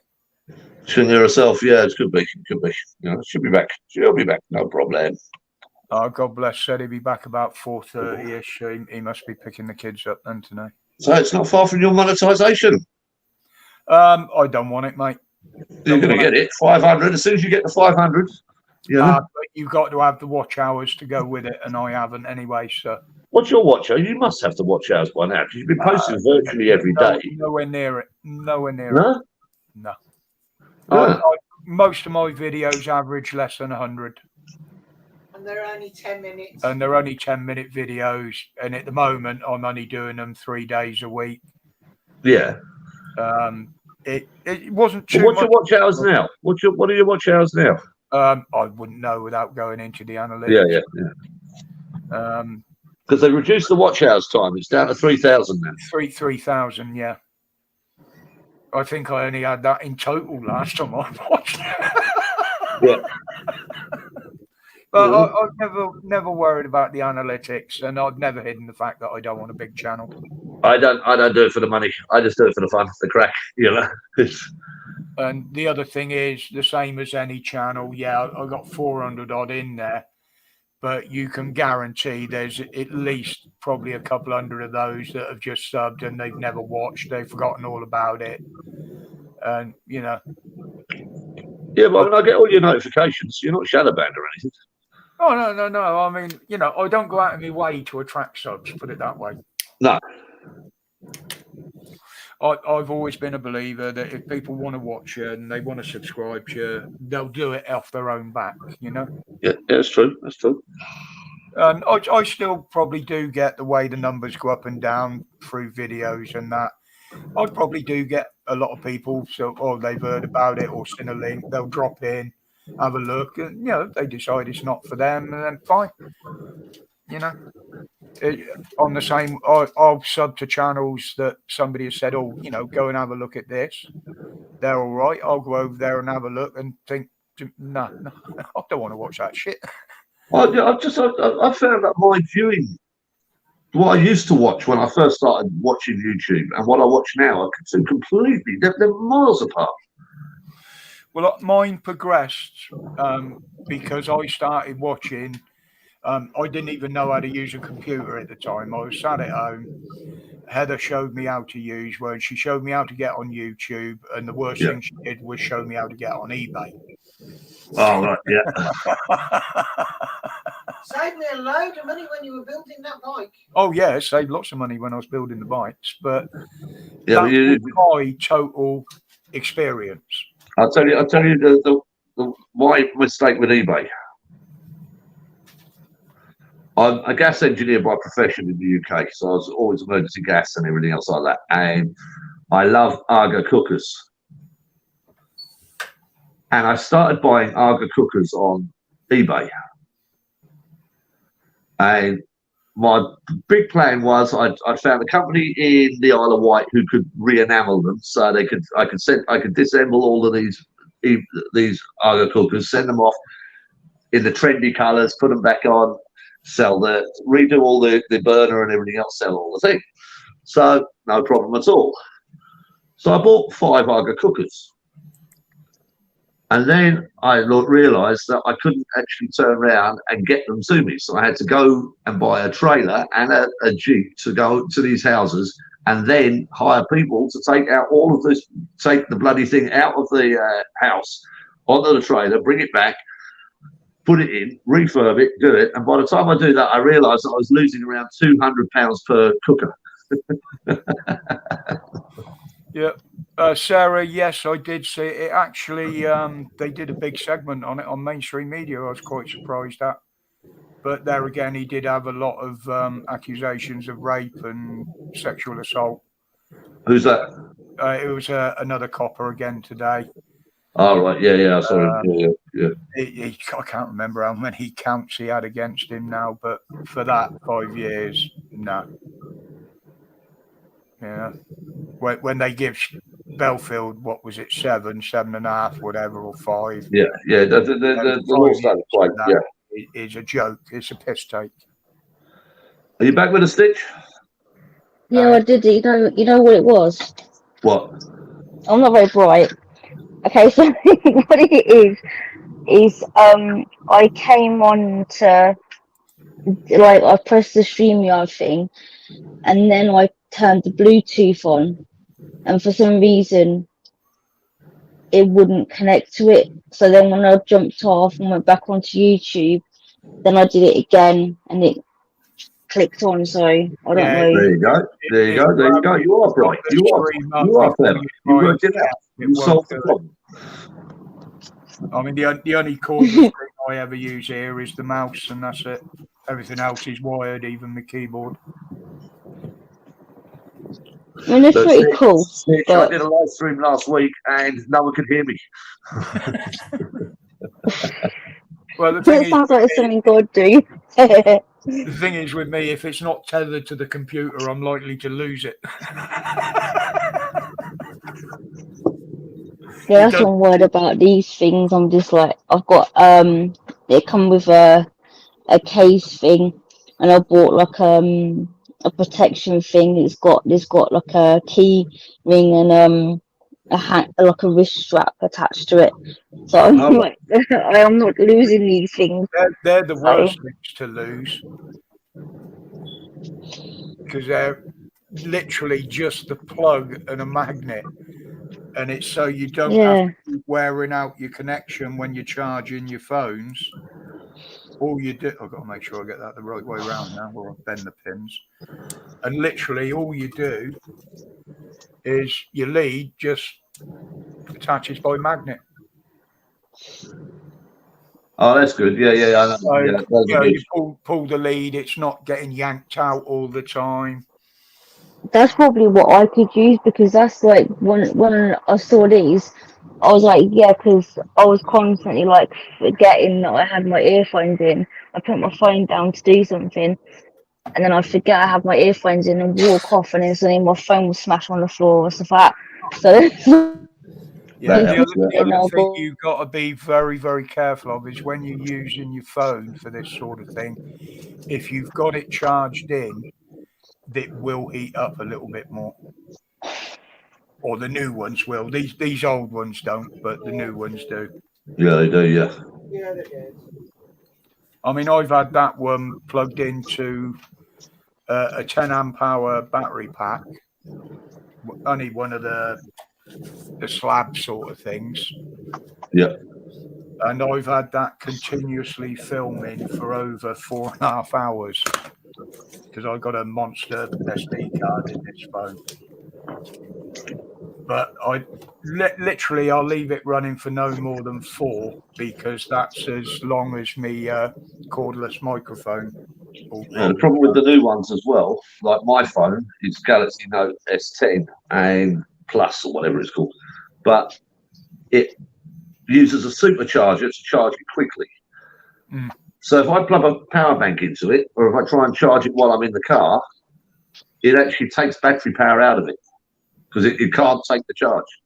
Yeah, it'll only charge up to the same level as what's in the phone. Yeah, well, because I think this is a 5 milliamp or something like that. It charges the phone quickly within 45 minutes or an hour. But if I use a power bank, it doesn't charge. It just stays exactly as it is, and it just equals itself out. Same if I'm in the car. Mine does that. Yeah, it's pain in the butt. It really is. Did I just? Is Brian in the chat there? I've just seen Danny say. Yeah. He's in there. Brian, sorry, mate, I missed you. Oh, there you are. Hi, buddy. You know what I'm like when I get chatting. This is why I like having admin sat behind me. But yeah, I mean, they're S5s, and I've had my old one. I've had that for well over 10 years, and it's still going strong. I don't see any need to change it. Hi, Brian. But yeah, I do everything on a shoestring, and I've had a lot of help from people, a lot of good people. And it's got me to the setup I've got now, and I'm over the moon with it. I'm learning to do more. It's allowing me to do more, and I've got more room on my table. That's the nice thing. I've got everything here I need, Brian. The only thing that needed on top of everything I've got on the table is you lot out there, mate. That makes the circle complete. And before you all start drinking early, if I didn't have you lot out there, I'd have no need for this. So I'm saying, before you lot think I'm drinking early, it's 10 to 7 at night. 10 to 7 at night. This one is a bit grubby now.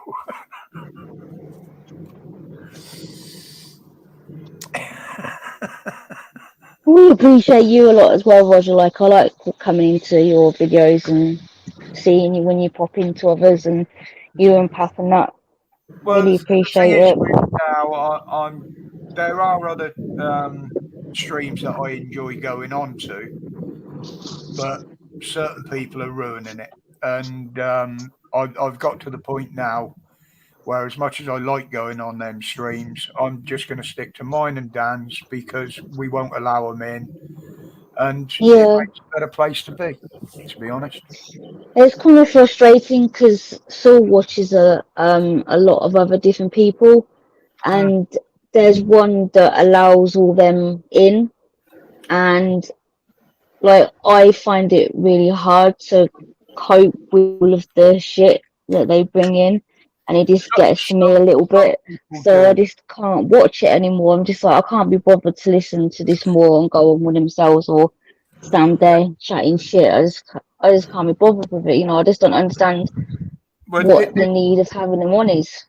This is where I have that ability. I mean, I can sit in front of this computer for 5 hours on a stream just watching, and they can say what they want about me, but you know, they can pay for. I don't give a shit, but I can just let it go over my head. I don't rise to it, because as soon as you reply, I think it's like as soon as you reply to them in a content, you're feeding them. You're giving them what they're there for.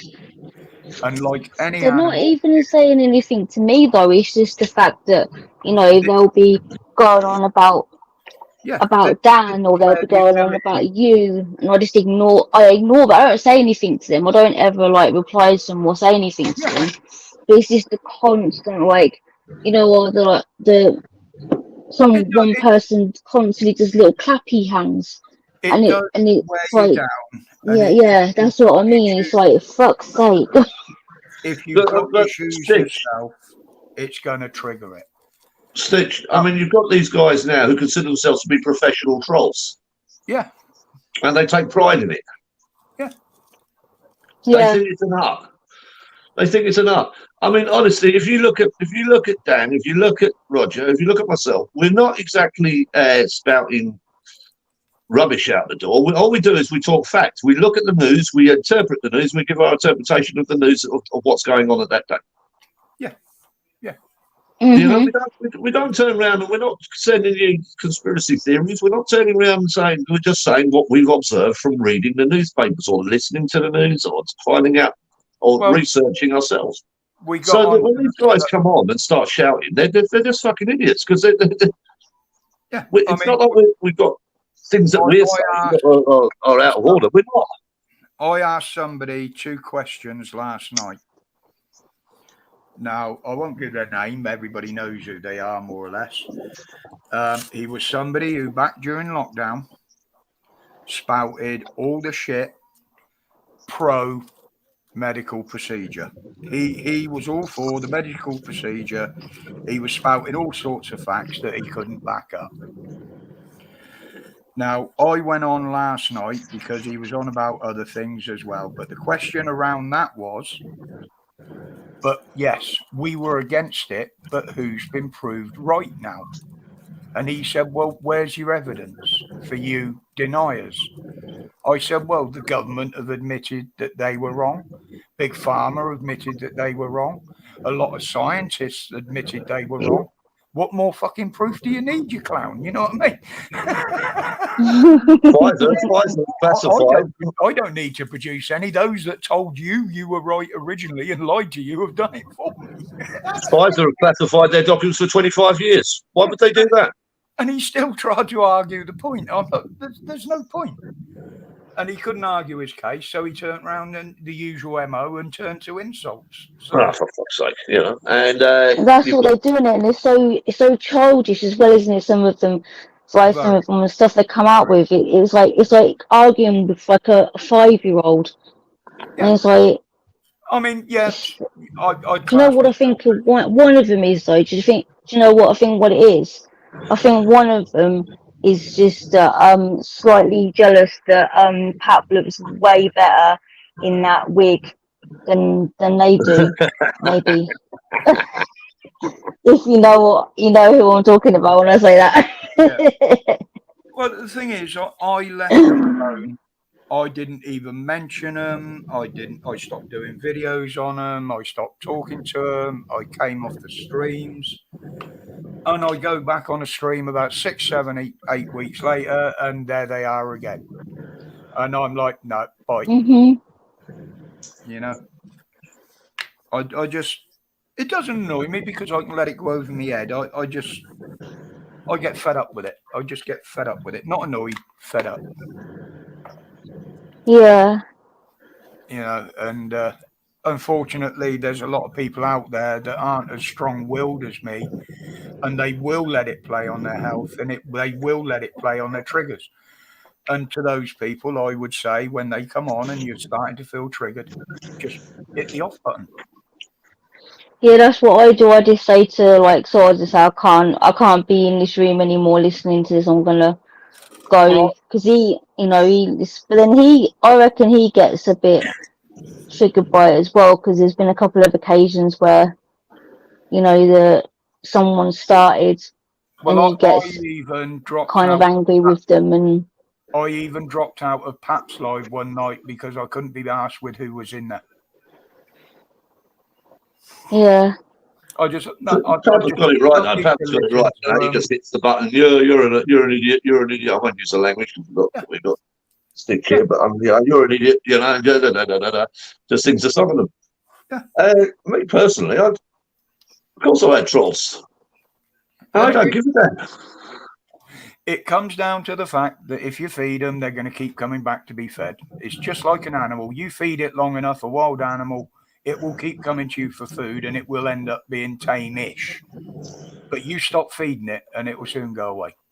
I mean, the only reason why I started streaming was the fact that I let the whole of the pandemic go through, and I saw all of these different viewpoints, and I looked at them all, and there was everything I looked at, I couldn't see where the correlation was, and I knew there was something wrong with the system, and so that's the reason why I started, and I then started talking about the system and how that is failed, and more intensely.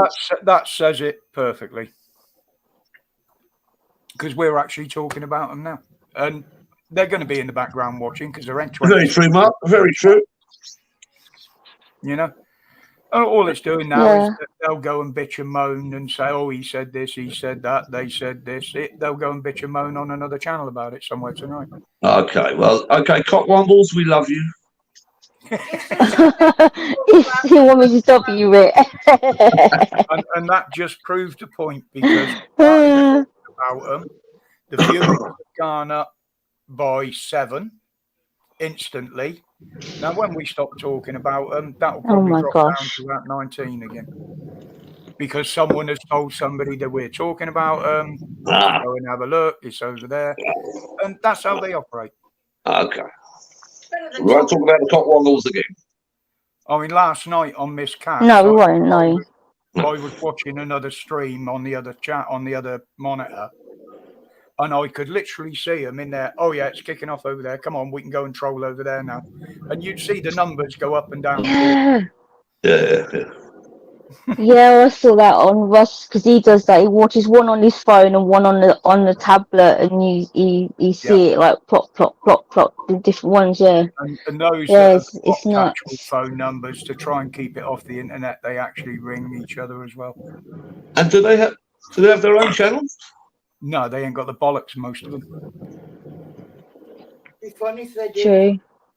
But that's the thing. This is the thing with this monetization now. If one of them clowns had the incentive to go and start their own fucking channel, get all their little troll mates over there arguing and going creating merry fucking hell, they would probably have a hell of a lot more viewings than me. And they'd have a lot more fun as well. It'd be like little playpen. They can all go and play with each other. And they probably are already, but I mean, we won't go into that. They want to come and do it on other people's channels, but most of them haven't got the bollocks to start their own. Well, they're welcome on mine anytime. You know, because I like playing. I like playing games. I won't have them in here. They've insulted too many of my friends, including my missus. Don't let me. I need 4 more subscribers to get to 100. I'll be hitting the 100. This weekend, I'm looking for my 100th birthday party. There you go. If one of the mods is That's out awesome. there, you can post Para's link in the chat. I've got a lot open in front of me. I don't know whether you'll be able to do it. And I will endeavour to actually do a live stream with volume this week.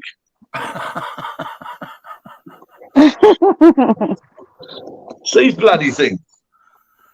Yeah, Brian, I'm the Orinoco of the bunch. I'm the one that goes around and picks up all the bits that other people don't want. Dragon these things. I put them on safe mode. And what the bloody hell I did. I don't know what I did, but no matter what I tried, no. Yeah, I mean, you to show how YouTube operated. I mean, Mark Thompson, yeah, he's had oh God knows how many profiles now, but YouTube physically blocked him from my channel. Why? They wouldn't let him subscribe. They wouldn't let him comment. For crying out loud.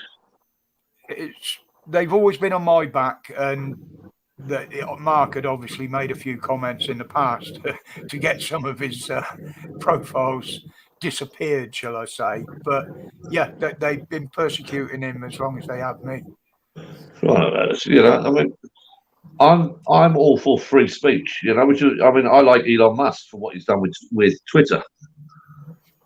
And he's actually saying now, he's saying we're not getting enough left wing nutters in the house. We've got all right wing now. Let's get some left wing in, you know. Well, I've said before, on certain types of censorship, if it's protecting the kids, actually physically protecting people, no issue with that. 100% behind it, 100%.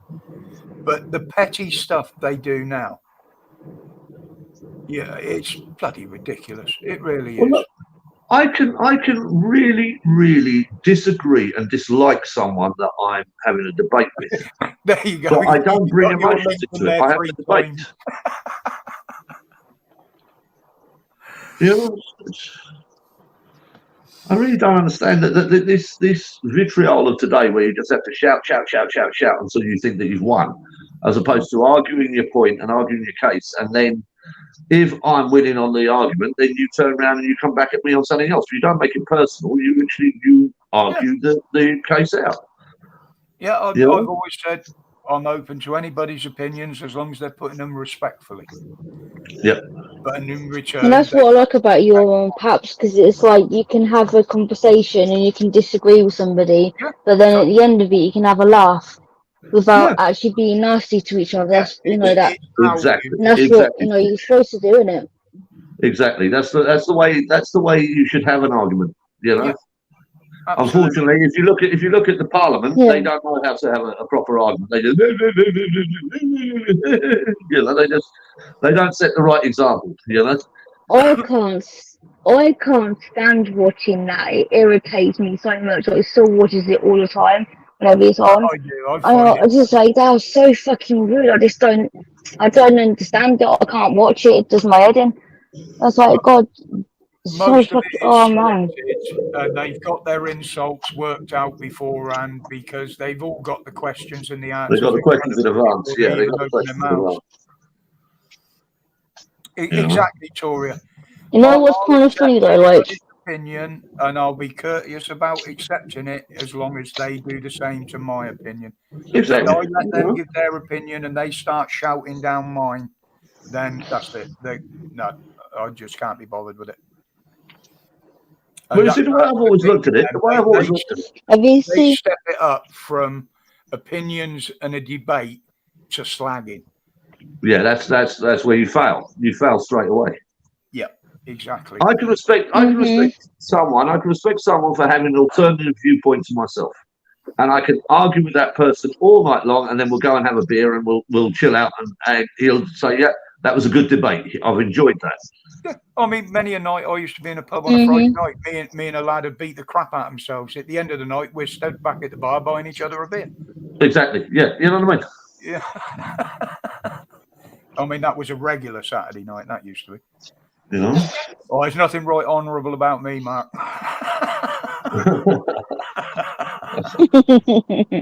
A sensible person agrees to disagree when you have a difference of opinion, not to try and force you to accept what they believe. Yeah.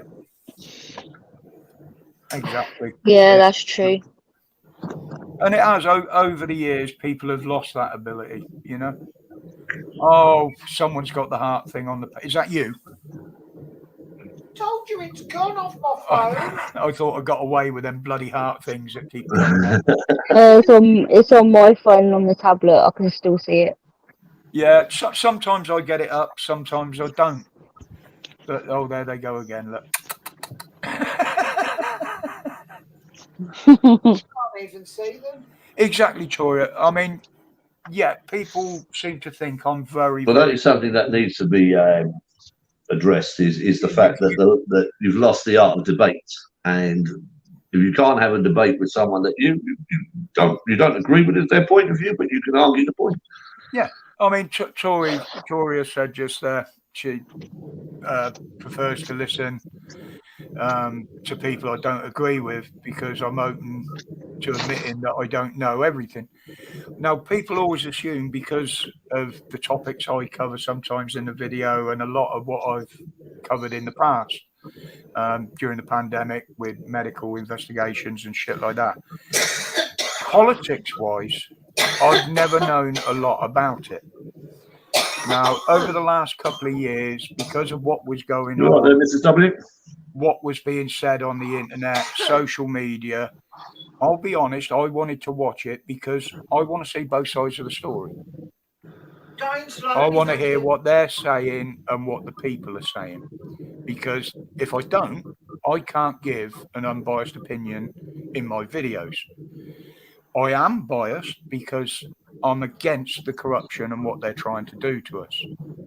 But as for being politically minded, literally all I do is listen to them, and I listen to them in a layman's terms. I hardly listen to most of the stuff they say, only the stuff that's relevant that people will understand, because most of it is total bullshit anyway. And that's how I do my videos. I'll take it from what I saw of it, what I took of that. Your perception, yeah. Yeah, if it's a genuine report, like a news report, yes, the submarine, I said what was going on, what had been reported on it. And then I just gave my opinion, the scenarios that I thought might have happened. Yes, being eaten by a megalodon was a bit far-reached for each. That was one of the ones. But I mean, Danny, again, he knows about diving. I've never done it other than a little bit of tank work around the rocks and that, looking for lobsters and shit. So I don't know the ins and outs of the deep stuff, but I have looked at it. I've read about it. I've seen documentaries on it. So I know a little bit about it. But that's where I come from. I've always been... I'm ex-parachute regiment. I'm used to jumping out of planes, and I never had a problem jumping out of planes. I've been on a submarine 4 times on military operations, and I was seriously uncomfortable. To me, it was unnatural. It was unnatural. What the fuck am I doing under the water like this? You know. There you go. You got another submerf. Oh. And he jumped over for you. I might hit the 100. Ooh, puppy. I'll tell you what, it does. It gives you a sense of achievement each time you get to them levels. And the thing is with me, they kept me below certain levels at certain stages. Yeah. I mean, I still believe I've got a lot more subs than I have. They're just hiding them through a shadow banning. Because I've had emails from people that have said they've subbed and that they're not showing on the channel. Well, I like YouTube because they actually turned around and said we're never going to monetize it. They sent me an email. They were never going to monetize it. Well, I told them right at the beginning, openly in a video, that I wouldn't want it. I don't want it. Yeah. You know, I don't even bother looking at the analytics. I sometimes get it though that. Oh, she's gone. Gone again. What happened there? She's stood on the wire. You know, she don't speak much, mate. We're waiting on that one. We're hanging on your every word. Version 99. You right there, Mrs. W? Coughing up your lungs? 99 subs there. She's just had a look at your channel. You're on 99. 90. Oh. Somebody out there that hasn't subbed. Don't worry about that. They do. I normally lose about 3 after every live stream. You've done it. Yeah, you got your 100 apparently. Well done, baby. Sign the puppy. It's going to be a good live stream tomorrow. Here you go. Gabby Gray hits. She just said she's subbed. Excellent. Thank you, guys. Thank you very much, guys. Thank you. 100. The party tomorrow. I've got another worry. Go on. If someone would like to... Oh, press the wrong button there. Someone would like to try and tell me what part of the animal that is.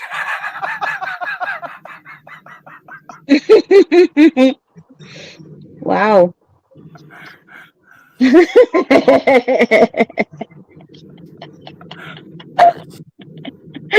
Oh my god. It can't be a very big animal, to be honest. It's going to be a tongue or something like that. I think that was called Donkey Kong, isn't it?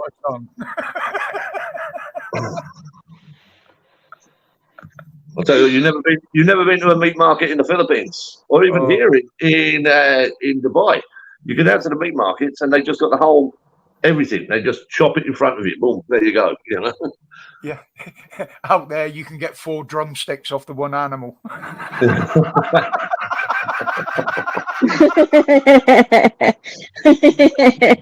They're actually clamping down on that now, aren't they? Actually, wasn't there a case this week of salmonella in chicken that was imported by from the EU? There was something to do with the bird flu, but I've never seen any of my chickens cough or sneeze. So, yeah, no, there was a big recall on chickens.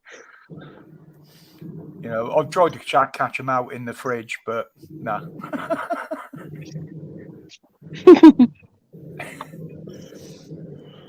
I've got an incubator in my house in the Philippines, and I have incubated eggs and got lots of chickens out of it. Well, I mean, you talk about that. I mean, think about what they eat in Peru. I mean, they have guinea pigs running around their huts, and that's their main staple food. Yeah. You know, anywhere else in the world, literally in a evolving country, they're pets. but they still see them as a food source. Yeah. I mean, No, it's interesting. I've been in many countries in the world, and if you look at the food they eat, I go, maybe not. You know. Yeah, I mean, you look at some peoples out there; they'll keep lizards tied up to the legs of their houses because that's dinner tomorrow. Yeah. I've got a friend of mine. Got a friend of mine who lives down in Abu Dhabi, and he's a sheikh. Guinea pig is very tasty.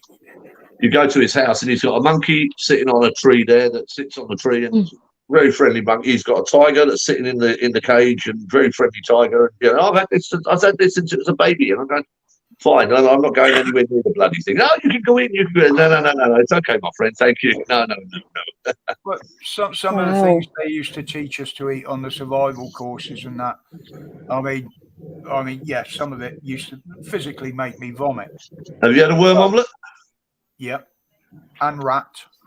And rat, yeah. I've had rat. It's the sort of thing that you would only do if you were that desperate. Well, that's the design of the survival course, isn't it? That you turn around and you catch whatever you can and you eat it. It's a source of protein. Yeah.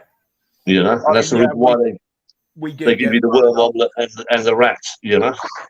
We did get thrown off of one course because I yonked about 4 or 5 miles and stole a couple of chickens from a farm. But well, that's called endeavour. That's called endeavour. You know, that's what I said. It's nothing you wouldn't do on escape and evade anyway. Yeah, you know, it's what you do.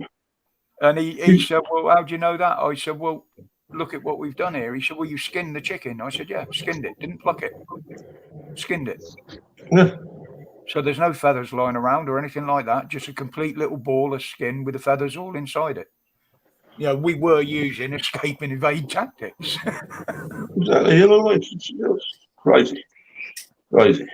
Yes, I have eaten a few bugs, Jason, and it's not something I would ever do voluntarily again. No, not to be recommended, my man. Not to be recommended. Yeah. There used to be a lizard shop near where I used to live, and they had like an open day where you could go and have a look, and like on they had like a table that had like a big tray of cupcakes, and then in the icing that they put on top, they put crickets in it, and people would be just allowed to take it and eat these cricket. Yeah. Cupcakes. You look at some countries, it's a delicacy. You know, you can go and get half a dozen locusts on a stick. To them, it's just. And my son had one, and he said it just tasted like crunchy, but it didn't really have a taste. And I was like, ew. Well, think of it. They're armadillos, crunchy on the outside, soft in the middle. My wife is Filipino. My wife is Filipino, and if you ever see her walking along the road and she's eating this twiggly little thing, she's eating chicken gizzards. Yeah. And they barbecue them and they put them in the thing. And she's, do you want some? I said, no, thank you, my love. No, you hang on to those now. You eat those, you know. And she has great pride in saying that he never eats anything that I cook for him. And I go, because it's Filipino. I don't eat Filipino food. You know, it's like they moan, these animal people, they moan about these, say, tribes that draw the blood out of animals to drink the blood. And they're quite disgusted by it. Yet they'll turn around the next day on their fried breakfast with some black pudding. Yeah. You know? Mm. In that sort of thing, there's an awful lot of contradiction. So, I mean, if you look at the Filipino side of it, it's they're very poor. They use everything of the chicken. I mean, they even cook up the chicken feet. Yeah. And it's a delicacy. Yeah. You know, if you get chicken feet served to you, you're an honoured guest. You know what I mean? It's sort of like, no. You know? Trotters. What these people, these vegetabilists, as I call them, not that I'd eat those on. You know, they've got, oh, you eat meat. Yes, but I also eat vegetables and salads with me meat. You know, I don't ram it down your throat. Oh, you got to eat meat. You got to eat meat. So please don't ram down my throat that I got to eat lettuce for a living. You know what I mean? I must admit, as I've got older, I eat less meat. to me, a meal wasn't a meal unless I had a pound steak in front of me. I And ain't then, got much choice. I can't chew it with me false no, teeth. that might be one of the reasons. That might be one of the reasons for yourself as well. But why Yeah, do they but I mean, make such no, effort to make I'm quite happy to have more veg on a plate than I am to have the protein. The beef or the chicken or the thing. I very rarely eat beef now. I eat pork, I eat chicken, and I eat fish. I don't really eat beef. Yeah, I do have to watch. Well, I don't watch my diet. Somebody watches it for me because there are certain things. The same with her that we shouldn't eat because of our respective conditions and what have Yeah. you. But yeah, I mean, I wouldn't think of putting a Sunday dinner on my plate without putting a veg on it. I wouldn't think of eating cold meats without salad. And besides that, with these people that don't even like to touch meat, how do they go and have a piss every day? Exactly. and when they turn the tap on, but when they turn the tap on to wash their hands, just think about who was handling it beforehand. Yeah. It's like someone uses your sponge in it. Well, you think about the first thing you washed and the last thing I washed with it. Yeah, exactly. Yeah. You still want to use my flannel or sponge? Yep, go ahead.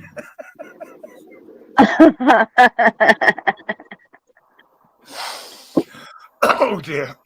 It's Friday, isn't it? No pencils and crackerjack pencil cases here. You're allowed to start it early considering it's Friday, it's alright. Yeah, but what I've got to do is get enough of this out to last me till Sunday, till Pat's live. Well, I mean, it's 7:22 here, so I'm nighttime now. The sun has gone down. 16:22. Yes. Yeah, the 3 hours difference. That's near enough to 4:20 for me. Yeah. There's 3 hour difference between Dubai and here and you guys. Yeah, actually, it was quite handy because when we're on Miss Cat's stream, everybody says, "What's the time over there, Miss Cat?" She's in Canada. Yeah, I know. Yeah. If you look on the wall behind her, most of the time she's got a bloody great clock. So you can tell more or less to the minute, It's not always. I didn't know about her actually. I only subscribed to her this week. I didn't know about her. She's good fun. She's a lovely woman. She is really lovely, isn't she? I really like her. Some strange ideas and what have you, but yeah, she puts them out in a way that you can understand. She's given her opinion on a lot of things as well. Yeah. She's very spiritual, I would put it. She has I did see that. I believe. We had a very good discussion on that last night as well. She's always up for a discussion. I think she's enjoying meeting different people from around the world. And like when us lot are on there, she's actually learning a lot about the English language, more the terminology, slang. Yeah. Because if one of us comes up with something and uses a word that she doesn't know the meaning of or doesn't know what it's referred to, she'll stop and ask. She'll stop you talking and ask to explain what that word means. Yeah. And she's good like that. She's very, very tolerant of people. Very tolerant.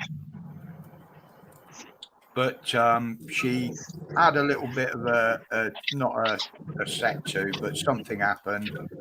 And she took down all her lives herself. She wasn't forced. Oh, did she? Yeah, there was a rumor going around that her channel had been taken down. And of course, one or two were gloating about it, but it was nothing to do with them. She took it down voluntarily to give herself a break, recoup. All right. And okay, yeah, that's fine. That's fair enough. I only just found her this week from you guys talking about her. So I'm up quite early in the morning, as you know, most days. Normally, she's been running streams 24/7, basically, for months. Even when she's not on there, she'll leave something playing and leave the stream open. Oh, right. Okay. I got you. Oh, right. Quite often, when I used to get up very, very early mornings, she would still be on there. Yeah. And literally, I'd go in and have half-hour quick chat with her, and there'd be nobody in the chat, nobody up on the panel, just me and her. Yeah. And we used to have some real good conversations, you know. Oh, well, hopefully she comes back. Oh, she might even be back up tonight. Yeah, I mean, she's, you know, the one thing I love about YouTube is the unique individuals. Yeah, and she is very unique. Very unique. She won't take any messing. No. If you talk over her, God help you. But if someone's being out of order, she won't straight away. She'll put them in the back room. God bless. He's the main moderator in there. He does have a bit of autonomy now that she's given him because there were so many people in there causing shit. All right. But she will say to him, look, I'm not happy with that. Get rid of them. Boot them. Because she also has trouble. She can't do her streams and read the chat. One, because of her sight. She has to get right up. Oh, got you. Yeah. So she doesn't tend to keep up on the chat a lot. But what she does, she'll take a break from the talking on the panel and then have a look back at that. And I got the impression that she was in remote Canada. I don't think she's that remote. No, there are a few. She's in an apartment for a start, right? Rather than a house. And she quite often has Harleys and that going up and down the road as well because you can hear them in the background. Oh, right. So she's in another environment then. Yeah. I think so. Oh, here it comes. Look. Hello. What do you want? What do you want, shithead? Thought there was food going. They thought there was food going. Dan's asking to come in. Oh, hello. No. Hello. Oh, how the fucking hell do I get rid of that thing now? Can't hear you, Dan.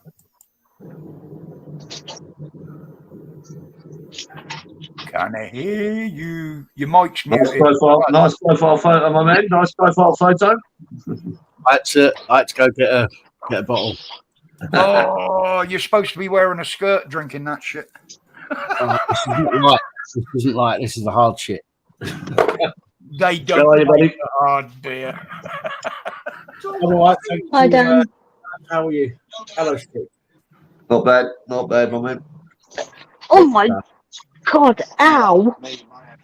Just. Oh, Phil's just beating me up with his earphones. Just so everybody's aware, no videos from me for the foreseeable. They ain't pulled it down. No, I've still got strikes on my channel, and it won't let me upload or go live or anything at the moment until they've reviewed. Oh, for fuck's sake!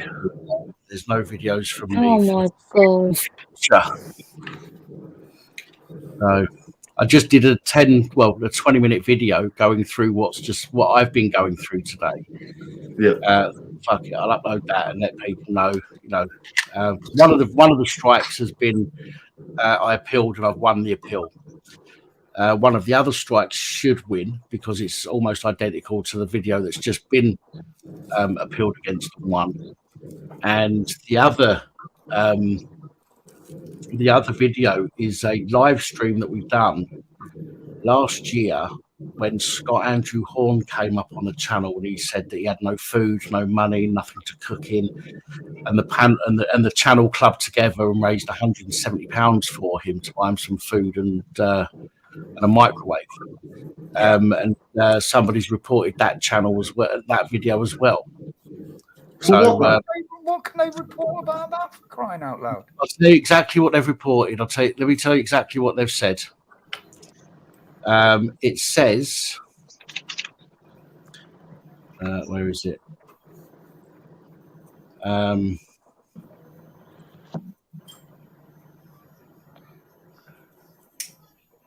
Oh, hang on a second. Where's the other fucking one? Right. So I received. Oh, I've got 4 now. Oh, for crying out It's interesting. I've got four reports on my channel now. All of them are to do with the YouTube policy around self-harm, suicide and self-harm.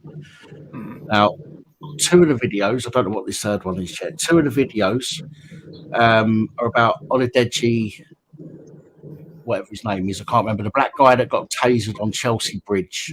Yeah. Which is exactly what's out there for, you know, the all the other mainstream media outlets have got that video on their YouTube channels.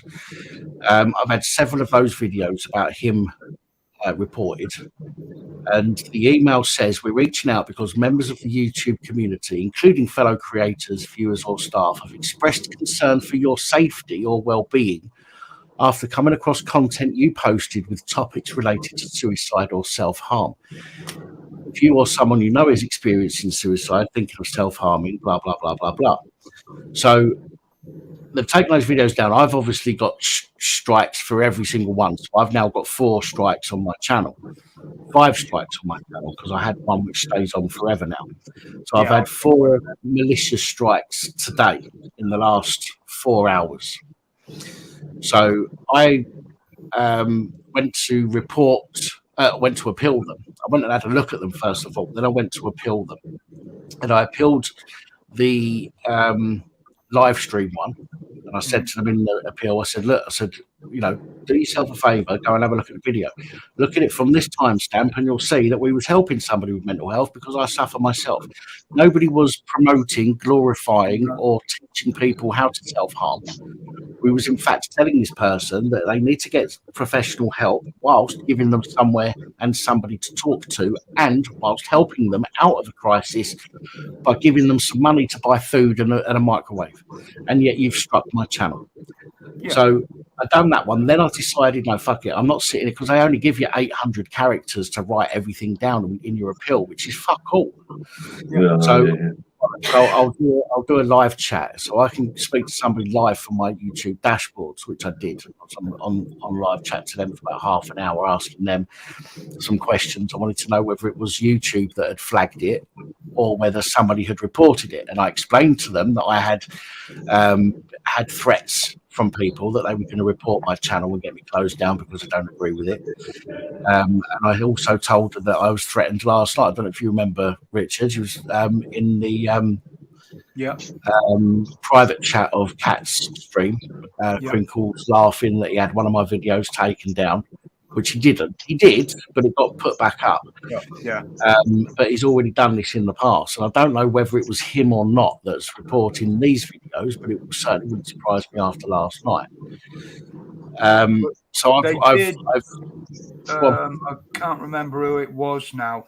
There was somebody else had their channel taken down and reinstated because YouTube actually noticed that it was one person making all these reports.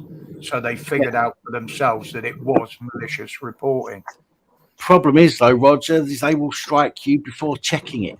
Yes, that's the problem. You're guilty until proven innocent. So I said to the woman on this live chat, I'm sorry to come on and take over, by the way. I've jumped onto this live chat and I said to the woman, I said, listen, I said, the way you do it is wrong. What you need to be doing, not in these words, but I said, what you need to be doing, I said, if a complaint is made about a video, make that video private from your end. Send the creator an email and say, we've had a report about this video. When somebody makes a report, just like you do with a copyright claim, you have to fill in details and you have to sign it as a legal submission. When somebody makes a report about a comment or a video, you know, for their policy breaches, they should have to write in there what the breach is that they think has occurred. Yes. Rather than clicking a box, they need to write it in, and then they need to initial it or write their name after it as well, so that when it goes through and when they send you the email that says we've had a report, this is the report we've had, it tells you what the other person has said. It doesn't tell you who that other person is, so you know exactly what has been the issue to this person. at the moment, what they do is they say your video, that your video is a breach, but they don't tell you what part of the video is a breach, so you can't fix it or change it for the future. So they need to do that. I said you need to do it so that the person who's reporting writes in the comment what problem is they think. You get to see that, and you can see from that whether it's malicious or not. You send it to the creator. Creator then says, right, okay, my video's been put onto private. I can either appeal this or accept the strike. If you accept the strike, then fine, the video gets deleted, strike goes on the channel. If they appeal it, then somebody has to look at it and then decides if they get a strike or not. But what's happening are people are waking up in the morning, like I did today. I've woken up and found 3 this morning reports on my channel. My arse has fallen out. Of course, well, that's a bit of a coincidence, though, isn't it? That's a bit of a fucking coincidence. Of course, yeah. Well, again, I've just another one an hour ago. Let's see what this one says. And is this just one person? Yeah, we believe so. There's no way, no. There's no way to tell him, but Right. So, what's happened is somebody has re-reported the video that they have put back up. The video that they've cleared me of. They've re-reported that video. You're under attack, mate. You're under attack. Yeah. It's pathetic. It's absolutely pathetic. It's pathetic. We probably know who it is because he's done it before. I absolutely hate some people on YouTube, right? But do you know what? One thing I would never do is try and get their channel shut down. Do what you need to do. Leave me the fuck alone, and I'll leave you the fuck alone. It's quite simple. We were having this conversation earlier. We're saying that the art of debate now, the art of, I don't care whether I dislike your argument or I've got my argument, and we have to debate, but we still then go and have a pint afterwards. We can tear 7 strips out of each other professionally, but not personally. You don't go to personal insults. You don't try and hurt that person. You don't try and do anything. You don't hurt them. You just, if I disagree with you, I'll say I don't agree with what you're fucking saying. But I'm not going to then go and report you. YouTube is they will accept the words, I don't like that video. They won't ask why you don't like it. They won't ask why you want it pulled down. They'll just say you want it pulled down, right? You know, it's fucking ridiculous. I mean, I got a pretty good idea who it is, but oh yeah. And what feedback did they give? Pat? I mean, the thing is with YouTube, the thing is with YouTube, right? Is sorry to interrupt. The thing is with YouTube, right? Is if you're making like, if you're actually making a complaint about someone's stream or something like this, and your intention is to malicious, right? Which, I mean, if they're going to turn around and reinstate a YouTube video that you've done that they struck, and then they've had like a, I mean, don't get me wrong. I mean, how do they decide, right, who is wrong? And then, like, I mean, if someone has then made an error, I mean, there's no sanction for them, is there? I mean, it's like I said, anybody could come out of the woodwork. Anybody. Well, YouTube is shaped. Even someone who doesn't actually. Yeah, but Sean, YouTube is shaped where you make a complaint, automatically they'll fucking stop it, and then afterwards they'll come back and apologise. Same with Facebook, mate. Same with Facebook. I put up a video the other day on Facebook, and but there's not. And I get that, but there's no recourse, right?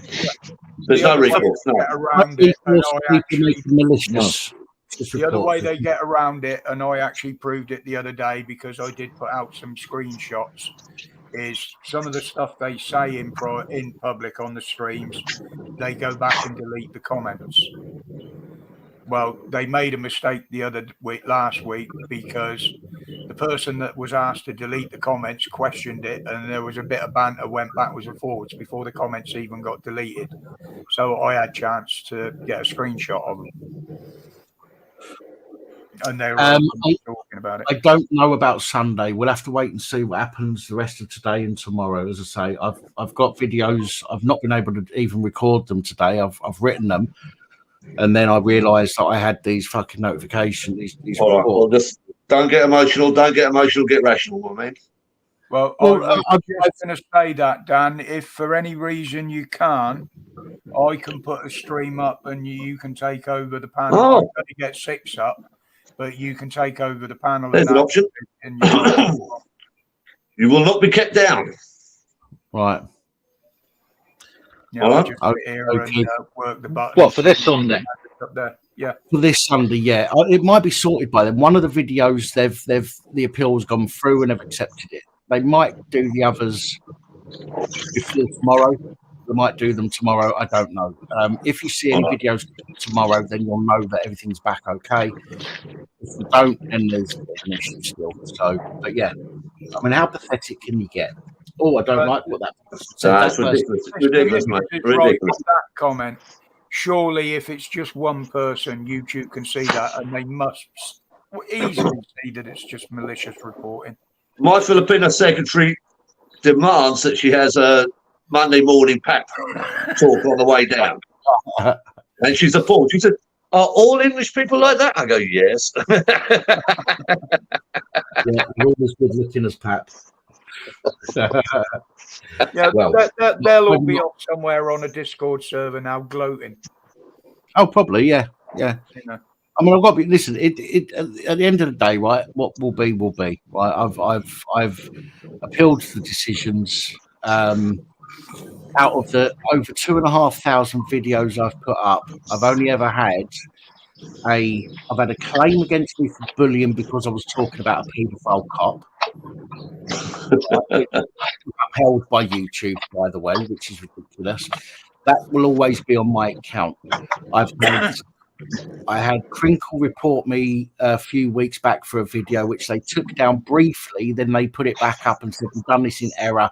However, we're going to age restrict it," which is fine. I remember saying that. Yeah, I remember saying that. Yeah. And then all of a sudden, recently, I've had four today out of more than 2,500 videos. Yeah, and all happened since last night. Unbelievable. Yeah, not good, my man. Not good. Not good. Well, I know one person who might go live tonight that definitely won't be fucking happy with that news. She will not be happy to hear that. Well, thankfully, I can go on other people's channels at the moment, unless they close my account. Which, if they do, I will be very. It's taken me 3.5 years to get to where I am now. And that's the thing, it's the work you put into it. You know, it's some people's mentality. And the thing is, the one I'm thinking of has actually got a channel. But by going over and doing the same thing to him, that makes us no better than him. But the thing, I wouldn't do that anyway, Roger. That's the thing. No. You know? There's only one person that I've reported on YouTube, and that's because that person asked for people to go with them and jump off a beachy head. Yes. That's the only time that I've reported, because I have mental health issues myself, and many people that join my channel suffer from or have been through the same or similar. And for somebody to be so blasé about, as often as they are about doing themselves, is absolutely sickening, and that's the only person. Right, it's not right. No, I agree with you on that. I've lost too many army boys who've all committed suicide. You know, and it's just like that is somebody that has openly promoted suicide on there, as you say. Now, if they didn't take her out because of that was a serious risk, but it also pointed to the fact that she has got a dangerous mental health issue. So yeah, it's all bollocks at the moment, but I'll keep checking. Let's get it sorted, because my Filipino secretary needs her pack on a Monday morning. I'll do my best. I might send you a private video. I'll tell you what, that scared the shite out of her. She's already terrified. I said, "We might be going back to the UK for a business meeting next." "I'm not going." "Why are you not going?" "They're all crazy." I said, "They're not crazy."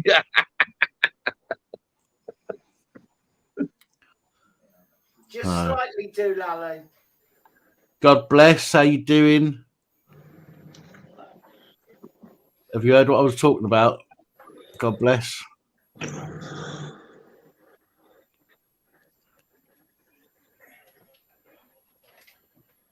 I'd say they've all come from the four have come from the same person. Quite possibly. I believe Yeah. they have, to be honest. And again, that gives you precedent then to actually turn around and go, look, this is one person. Come on, are you serious? Well, the other thing that points me towards that one person is the others that are in there. If they were going to do that, they would have done it before now. Yeah. Well, you see, also look, if we take in the trolls, they love coming on to cause mayhem and do everything else. So if you're not there, how can they cause the mayhem? Yeah, so they're not going to record it. Pleasure. But they do cause the mayhem. They do cause the mayhem when we're not there. That's the thing. Exactly. Right? That's what I mean. You know, but I'm saying if you're not there, then they can't cause the mayhem. So it's a case of they need you there.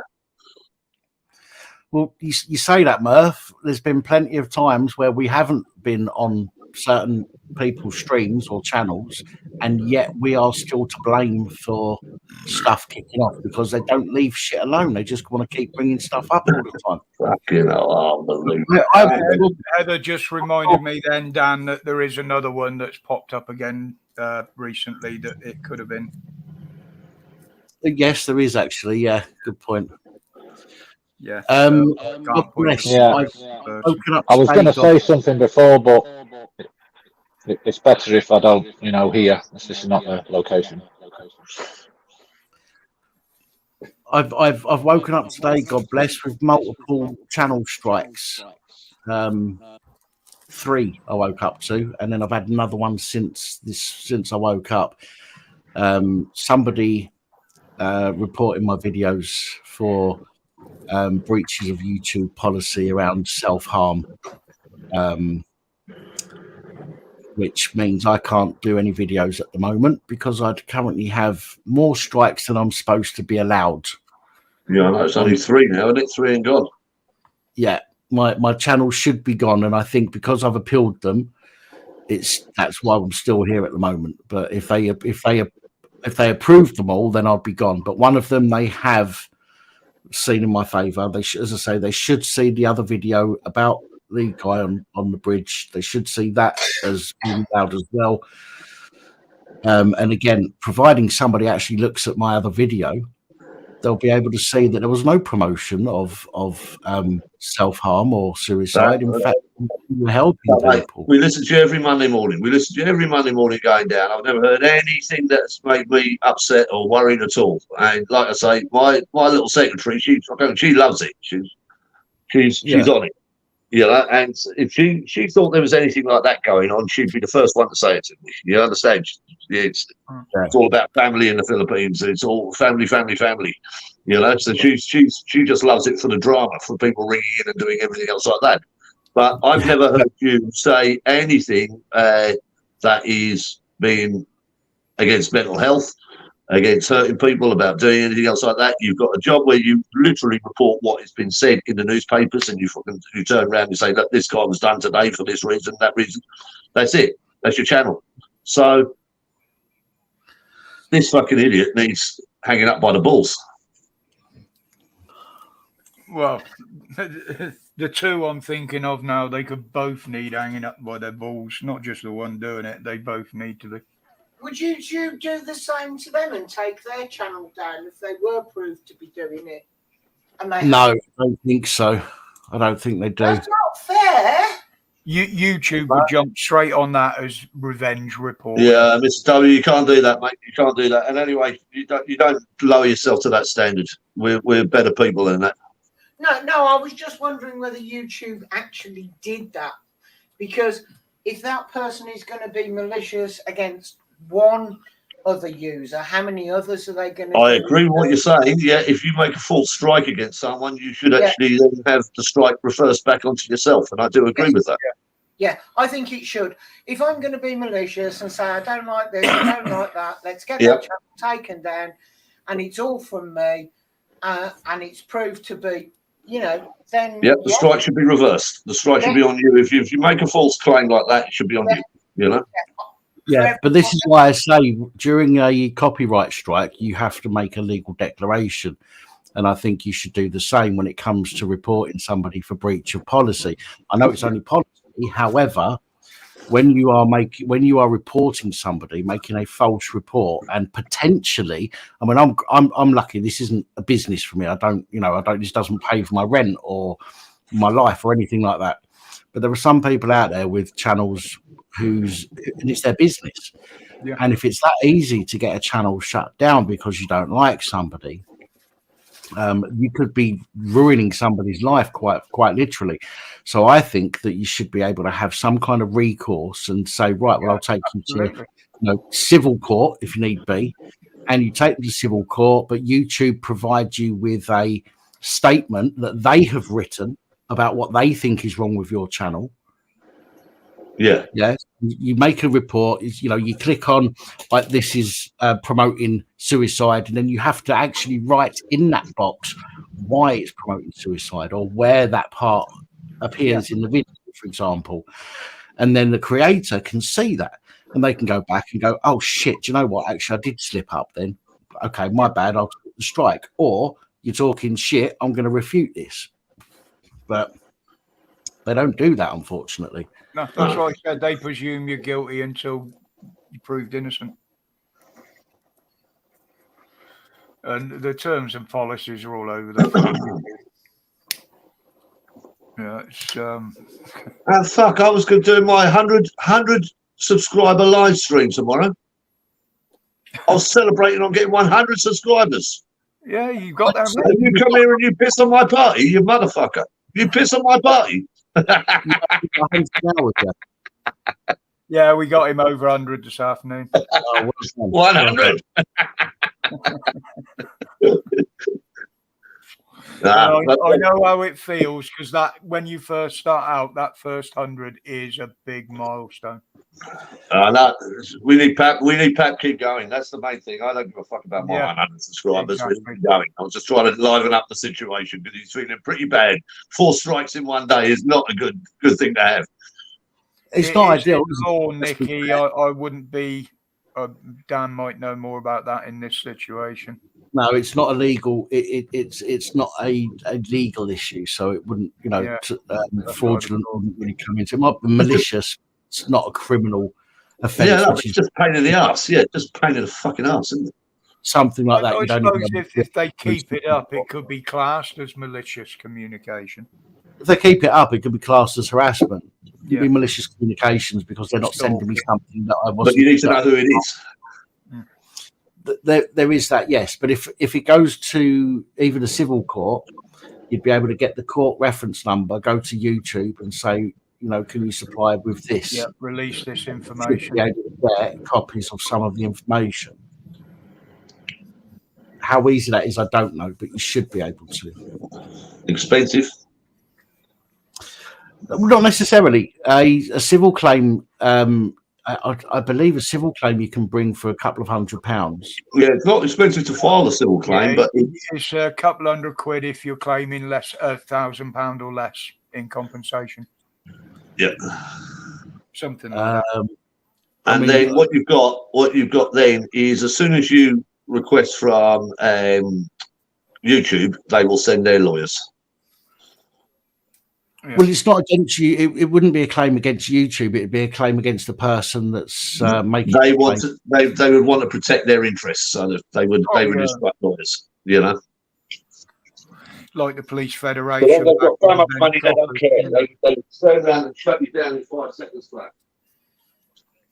Anyway, it's not going to happen. You're going to win your appeals. Yeah. You don't need to worry. I keep going over and refreshing my emails. But do you know what? I haven't even opened mine today. Bad boy. I had a lay in till 7 o'clock.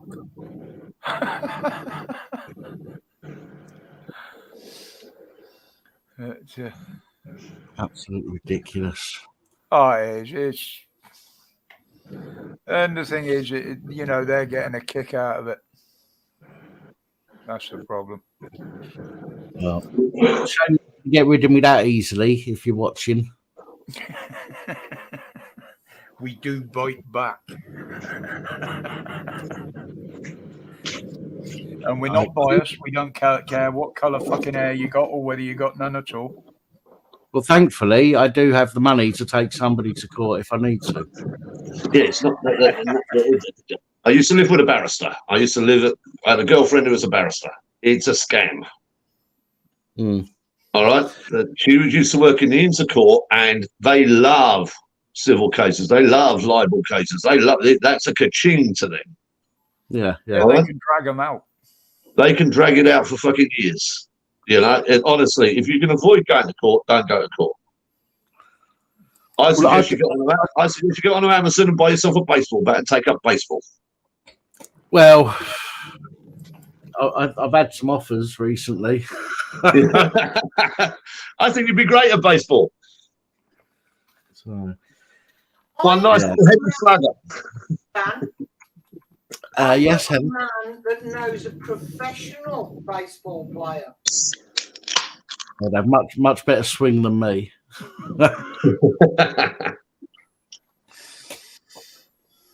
yeah, so anyway, that's the situation. That's where I'm at the moment. Mate, it's not good. Not good. It is not good. I'll check tonight, and I'll check tomorrow to see whether or not these restrictions have been lifted. But as I've said, it's not going to stop me coming on here. I'll still come on. I'll still go on other people's channels, and I will be back. It's just going to take me fucking ages to get back to where I am now. No, it won't. No, not really. No. We can fucking, because you've still got the Discord, haven't you? I do, but there's only a few hundred people in the Discord. I've got nowhere else where I've got the 45 or 47,000 subscribers. It's only on here. And I've got nowhere else. And what about Facebook? You got a Facebook profile? I've got Facebook, but again, there's only a few hundred people on that. Ah, shit. All right. Okay. I've got nowhere with as many subscribers as I have here on Facebook. Right. Okay. So I'm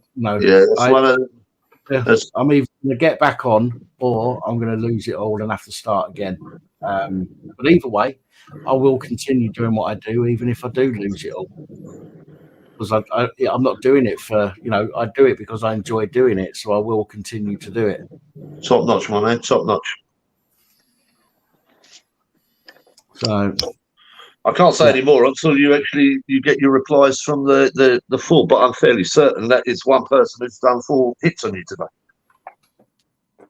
Yeah, it would be, because 3 of them came at exactly the same time, 12:45. There you go. And there is repetition. And as you said before, someone had their channel reinstated because it was proved to be repetition. Yeah.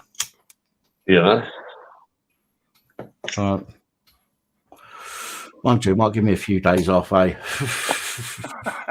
No, you'll be on all the lives. I'd invite you onto mine tomorrow, but you might not even if you hear me. So I'd say no. Listen, if we'll see what happens tomorrow. I've got half a dozen videos that I should have put out today, which I've not been able to do, obviously. So what I'm going to do is I'll spend some of tonight. Oh no, I might spend tonight recording some. I've already written the words for it. I might spend tonight recording some to give me a bit of a head start tomorrow.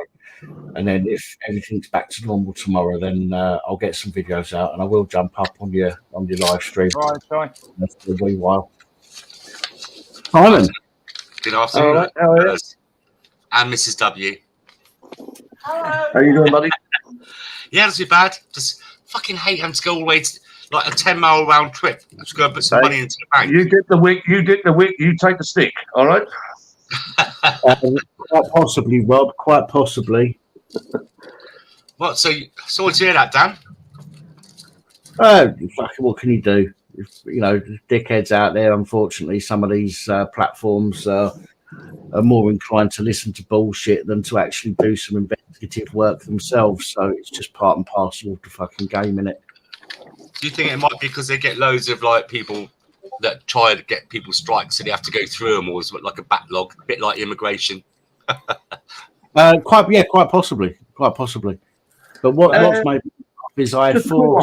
Just a quick one. Are all of your strikes on lives? No. Right. No, only one of my lives has been struck, and the rest are to do with the black guy that got tasered on Chelsea Bridge last year. Right, okay. Well, we know those three. You know those three are from one person. Gotta be. I did have a Mr. K. I won't say the name out loud, but I did have Mr. K say to me last night that he struck one of my. He was laughing. Ha! I struck one of your videos that got taken down. Ha! And this was a recent video, which was about a kickoff in Maida Vale in London. But YouTube, I appealed that. YouTube put it back up, and all they done was age restricted it, so I didn't get a strike for that.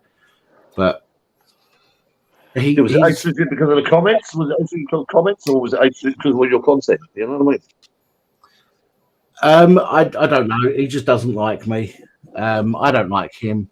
He doesn't like me. But you know, I could go round and report every video where he's porn bombed or gore bombed, for example. I don't. None of my business. Do you know what I mean? He's done it to me. I didn't even report that. You know. But some people are absolute fucking idiots, and will. Oh, we know that. We know that, man. Did you watch the rest of that stream last night? I got up this morning and I watched the rest of it. You was all on. Fucking chat disappeared. I don't know whether you. I won't put it up on the screen. You see that in the chat from Sam Ali. Do I talk to someone private regarding a person who's put it down? Yes, Sam. Are you in Discord at all? Are you in my Discord channel? If you're not, then you could email me. It's probably the best place. Which is policeabusingpals@gmail.com.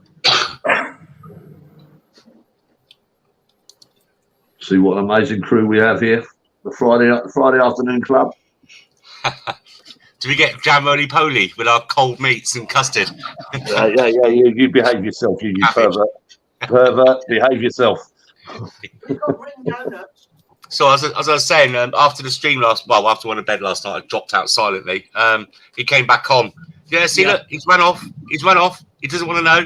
See? Yeah. Somebody give him a call. Whatever godly hour it was.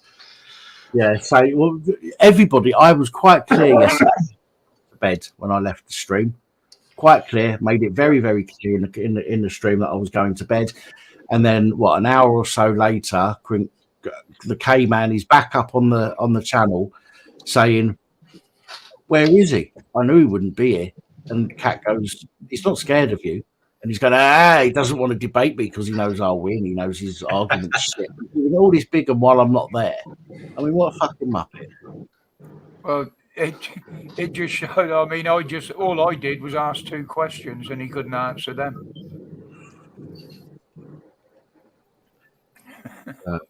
As I say, we'll see what happens. Lost Souls has just woken up, so she's not up to speed. Welcome back, Lost Souls. Worried about you, baby. Get yourself fit, healthy. Danny boy wants to marry you, so you're no good. You're going to be a sickie all your life. Don't bloody well be sick. After you're married, you can get sick. The sick note, Lost Souls. I've started calling you sick note. She's always sick. You know, my Danny will do this. My Danny will be running down the fucking road if you don't get yourself fit soon. Well, it's obvious they're going to be all over it somewhere tonight because we've had more viewers up there than we normally get on a Friday. So, yeah, well, word's been getting around. I don't care. What I do, in a way, I care about the work that I've put into it. That's what I care about. The rest of it. You did good work, my man. Sorry, I think you'll find Miss Cat is going to be quite annoyed tonight when she knows about that. Especially as it's one of the ones that was possibly in there last night. You are, darling Pappy. Don't get jealous. No, she doesn't deserve to get that going through her channel. No, keep it local. Keep it local. Don't bring it across. Yes, Sam, you can email me. It's absolutely fine. Use the email address that Tiff and Lost Souls have put in the chat there. And I'll look out for your email. Yeah, there's no problem with if you want to say anything in the chat in there, Sam. Dan, is your WhatsApp number on your page?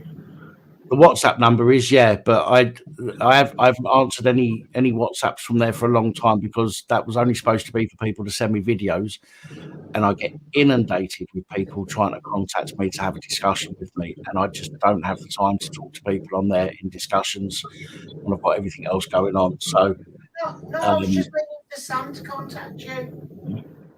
Yeah, even so, I see if I've got a I see if a comment has got an attachment. If it hasn't, I don't read it simply because I don't have the time. If you could put Dan's email, well, you can do it yourself, Dan. You got a spanner. Yeah, your email address in there again. The email's there. Tiffany and Lost Souls have put the email in. Yeah, just in case Sam missed it. Excuse me. Both mine and Dan's channel, if you look under the description of every video, there's always the contact options in the description. Although Dan does get far more emails and messages than me. I get one or two. Oh, Roger, you're a superstar, don't you? Your time is coming, mate. Your time is coming. 500 and bang. Oh, I have enough trouble keeping up with it some days now because fair play to a lot of the newer subscribers and some of the older ones. I knew they were there. They do watch. They do give a thumbs up and that. But they've started to get more active in the comments. Yep. Which is great because I'm sort of figuring out who they are rather than just, oh, yeah, I know they're there, you know. Yeah, well, what I do is whenever you do your live stream every day, I just give you a one-liner on what you've been commenting about, and then, you know, I've seen it, and that's what I show you. Yeah. You know. Well, with the mods and that from Dan's channel, you know, we quite often have a catch-up on VC in Discord anyway. Yeah. So, you know, we're always in touch 2 or 3 times a week, usually more, you know, just for a chat or if there's something that needs discussing. So I'm always out there. But I set out, I just don't think I could do more than one live stream. Sometimes I don't even feel like doing any. I just do one a week. One a week.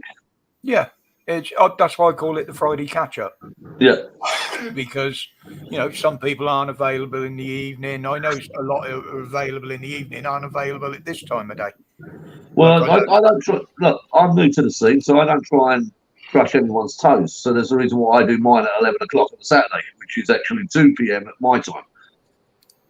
My cousin knows maybe quite huge. Ah, right. Mm. Sam, we know who you're talking about now. Yeah. Sam's had an account for nearly a year. It's not just come on. Yeah, YouTube today. To be honest, do the usual thing. I didn't check anybody out I hadn't seen before. Thank you, Sam. Yeah, thank you, Sam. That will be. To be honest, Sam, and I'd appreciate an email from you. You know, so please do. Yeah, we know who that is, and we know that that none of those on that channel like us, even though we spent God knows how long trying to help them out in many situations. But because one person that goes over there caused problems on my channel and I booted him, went back crying to them, and they've all stuck up for him, even though he's proved time and time again that he's a troublemaker. We just keep falling for it. But they've got this little group now that, you know, I don't care if Roger, you know, if Roger, I'll just use you as an example. If you like somebody that went on that channel and I didn't like that person, I wouldn't fall out with you over it. And you know, and vice versa. If I didn't like somebody that you did, I certainly wouldn't try and convince you not to like them. I would just, you know, not get involved in a conversation that involved that person. But these people have a serious issue of not just shutting the fuck up and keeping their mouths closed and keeping themselves to themselves. They just love to cause drama. And yes, we do talk about these people, but what you'll find is that we will talk about them when we've been discussed or slagged off. And there is always one or two people that are the ones that go jump between channels causing the shit anyway. I mean, what one of the channels that I fell out with, I openly said in a video the other day, he's always going on about what he wants from his channel. Now, what I'm seeing is he's got that, but he's just got to get rid of, and he will have that perfect channel that he wants. But he keeps letting these two on, and they keep dragging shit from other channels into his channel. And until you stop them, that's why I will not allow them in here. I mean, I've got people in here that come in, they regularly come in and comment on my videos that come from those channels, and I know that, well, bar one that has dropped in here, that they're fed up with it. They don't want nothing to do with it. They've always been friends of this channel. They're always courteous. They're always polite, and I have no issue with them at all coming in here, because I know those ones don't go back and talk about us over there. So, you know, it's. I've got to say, on my side, I don't even know who the bloody hell you're talking about. So I'm all right. Oh, it's a long story, Murph. I know. From the day I met you, it was always a long story. To me as well, Murph, because I've been YouTube now for 12 years and bounced around lots of channels. And never, hand on my heart, never had any attacks against me. I've been friendly with everyone, and because I was friends with Pat and friends with the other channel, fucking hell, I got absolutely massively targeted. And I was on that channel as well. I was a moderator, I helped set it up, but I wouldn't melt my mouth, kind of thing. And yeah, fuck it, it is what it is. You know, it just, to me, it just shows what the nature of your average Briton is now. It's full of fucking attack and venom and everything, all from a keyboard.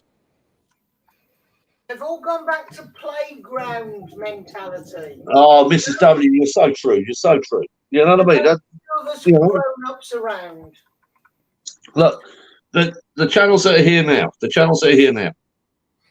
We take, we check, we do everything. We make sure that what we're talking about before we even start speaking is what we've researched, not just from one channel, but from every channel that we can find to give us the information that we have. Yeah. You turn around like Pat there. He turns around. Dan turns around. One guy is on his uppers. Can we help him tonight? Yeah, we can. We can do this. We can do that. We can do that. And it's 170 quid. Buy yourself a microwave. Buy yourself some food. Yeah. You know,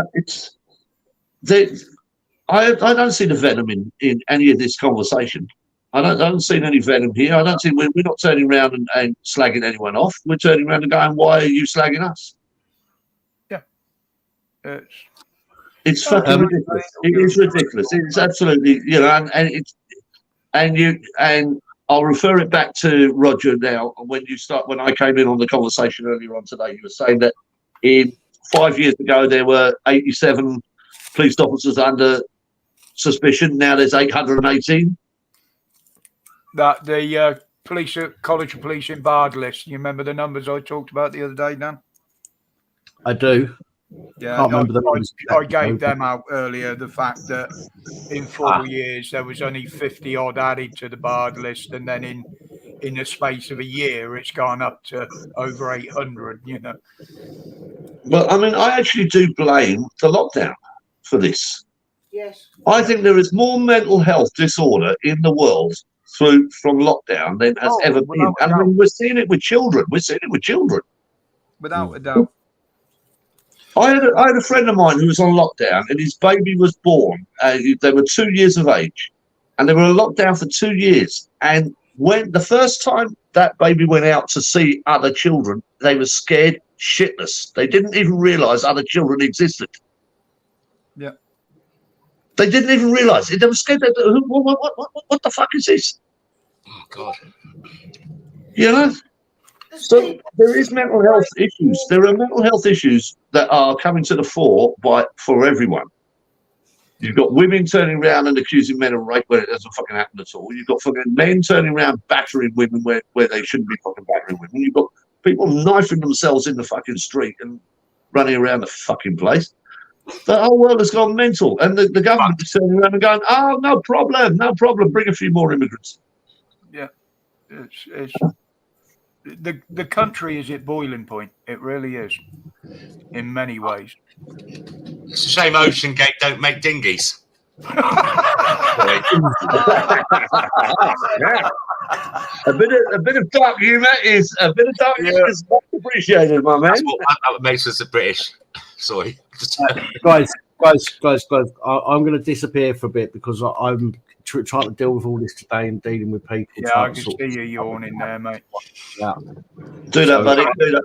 Just keep us informed on Discord, yeah. Yeah, Take care, Dan. We'll get a couple of hours sleep if I can, and then I will let if there's any change, I'll let people know. Coming out to play tonight. Coming out to play, yay! Yeah, I'll jump up on Cats for a bit if I'm about. Yeah, thanks for your support, guys, on that. And thanks, Dan. God bless. All right, mate. No worries. I'll catch you all later, guys. All right, Dan. See you later, Dan. See you later, Dan. I don't know. Go. Fucking long goodbye. You want a kiss? Yeah, you'll have to. You're such a top one. Yeah, God bless. Yeah, not too bad, thank you. You was up last night as well, weren't you? Yeah. Yeah, I was watching for a bit. Yeah. Oh, the chat log's gone. I like watching. I like Canadians, innit? They're fucking 5 hours behind us, and I've got school nights. Got to get up early in the morning. I mean, I've been pushing it, getting to bed, eating at 1 o'clock in the morning. I'm getting so much grief for it. So I thought I slipped out last night without saying goodbye to everyone, but I did that so the idiots might think I'm still there because they see I've got a bit of a firmer hand now on the wrench, not taking no shit. I don't mind a bit of banter, and Nathan was a bit funny a couple of times last night, to be fair. Well, like I said last night. Are you still dealing with Nathan, are you? Oh, fuck yeah. Does the sun go up and go down? Jesus. It's like I said last night, Simon, it's better you having a bit more of autonomy within the chat because Kat doesn't keep up with that. She's You've got Nathan talking to Kat. You've got Nathan talking to Kat. Yeah. Kat. She's got the measure. Oh, for crying out loud. She sussed him. She sussed him after a while. Yeah, I know, but I mean, she's a good woman. She doesn't need the likes of Nathan fucking trolling in. She's already split the two up. She's banned Upton. Right. There's a petition. Apparently, there's a petition in it to bring Benson. God, fuck me, Upton back on because he's a really nice guy and he's only joking. He's only banter. He doesn't mean to hurt anyone.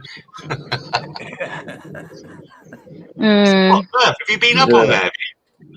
Just have a look at the Discord with Nathan's interaction with Discord, Oh, you're only attacking me because I'm autistic. Oh, fuck off, Murph, have you been up on Cats? Sorry? Have you been on Cats server? No, I haven't been up on Cats. I only subscribed to her this week from listening to last week. I didn't even know who she was. Be very careful with her. She rules with an iron fist, mate. She takes no fucking about, no talking over. If she tells you to be quiet, you be quiet. I'm happy to watch.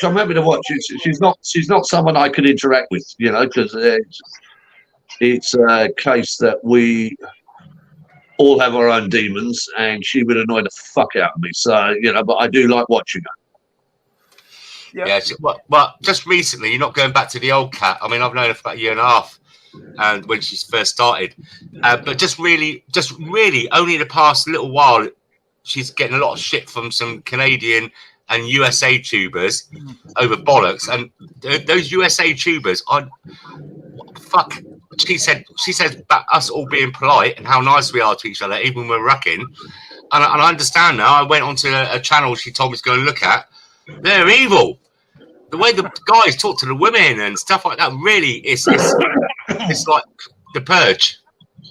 There are official channels, and I was on one the other week, and I got attacked by Americans, And one of them turned around and said, "Oh, I'm flying into Dubai next week, and I'm going to fuck your woman." I went, "Oh, really?"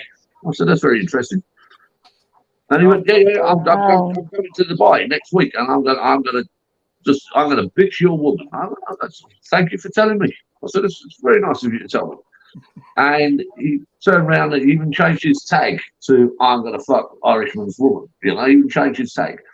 And I went, "Oh, well, that's very, very, very good." I said, "I love that. I love that." I said, "Where do you live?"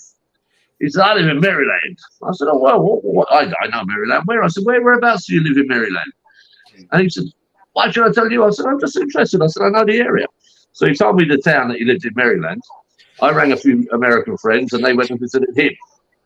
And he ain't around anymore. On YouTube, you mean, don't you? Remember, we might be being watched. Yeah. Yeah. So he's not on YouTube anymore, Murph. That's what you're saying. I'm saying he's not making comments anymore. That's it. There we go. What's he got? Suck to the score, motherfucker. There's many lakes in Maryland. Because when I'm talking to the Americans or Canadians, the one I used to have a lot of nights on with him. What was his name with the cat? Junkyard. Junkyard, an American guy. I said that without moving my lips. We related. We were just. I was in his channel one night because he used to come up with some good stories and ideas, and then all of a sudden he announced that his little cat had died. And of course, I'm the cat lover, and my bitch is about it. Oh, she's over there on the floor. And I could understand how he felt. So we had a bit of a chat. And after that, every time he went live, he'd give me a shout, say, "Oh, you know," because he never used to put adverts out or advertise it. He said, "I'm going to pop up in half an hour if you want to come on. It'd be nice to see you." And yeah, I used to go on a chat with him. And before you knew it, it was like 4, 5 o'clock in the bloody morning, because you just didn't realise with the time difference as well. You just get lost in chat, you know. But yeah, he's still about. He changed his channel name, Junkyard News, I think he goes under now. He became like a bit of an auditor and reporting on the corruption and that over there. But he was a real nice guy. And likewise with the, I got to know a lot of the Canadians through the truckers' protest, because I followed that very closely. To the point where I think one of the links to one of the channels is still in the description, actually.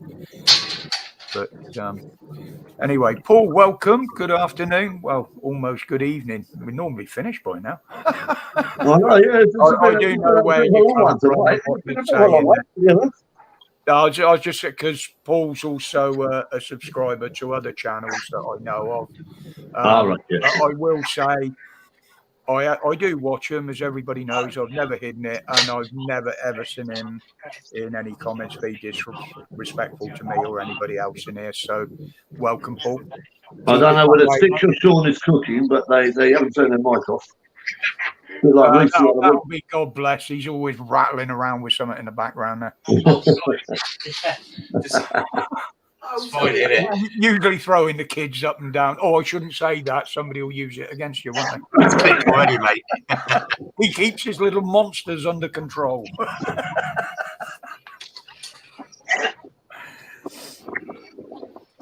Did you get Father's Day messages? Me? Not a chance, mate. The only one that does is what is I call me adopted kids. They No, I got all 4 of them. All 4 of them messaging me, and all 4 of them asking for money. Happy Father's Day. Well, my dad, when he died, and I can prove it. You've got this to come, Simon. Left me his wallet in his will. It's got his initials on it, not mine. Yeah. And inside it was a note. I am leaving this wallet to you empty, because that's how you left me with it every fucking time. I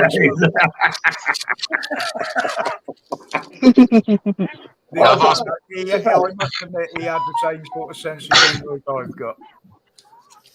Yeah. I've asked my other kids not to send me Father's Day cards because well, no one might go on strike. Bloody hell. Yeah, I've got one left. I've got one left who's 18 now. She's just starting her third year at university. If you And look that's it. at some fractions of very strange people, there shouldn't even be the name father written on that.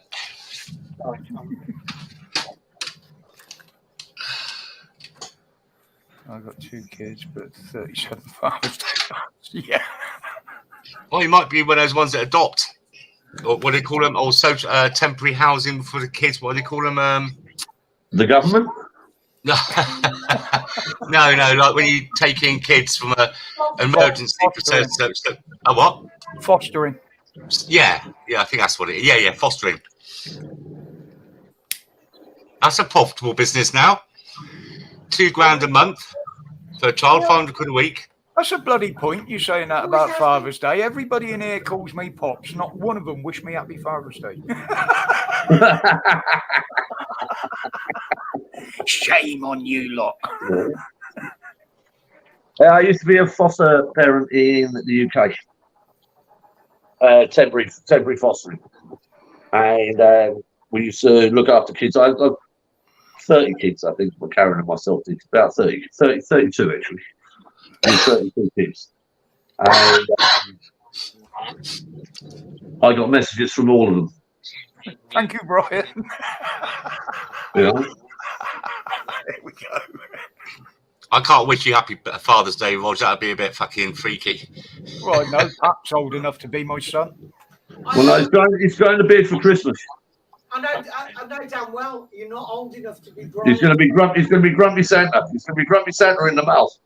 Hang on, actually, my son will be now the same age as Dan. Da, da, da. You didn't know he moved up from Essex, didn't he? I said, sure not. There's no way that came from my loins. My boy acts like a dickhead, and I say to my missus, I said, good job Jeremy Carl's not around anymore. She goes, what? So I want to do a fucking DNA test. That did not find nads. And she goes, and then that starts an argument. I'm just saying, because he's a bit dopey sometimes. And then that starts an argument. Oh, you accuse me of cheating on you. Oh, you want to do it? I was, no, listen to what I'm... Simon, I can see you've got a finesse around women that's going to last you for a long time, my mate. Yeah. You know the most stupid statement you could ever make to a woman? God. I love you. This won't hurt a bit. But they know there's something wrong when you whisper it in their ear from behind. No, that's the opposite of my missus. That's the opposite of my missus. It's not same feeling, different smell. Yeah, got this wrong. Oh, here we go. And Dan's not even here.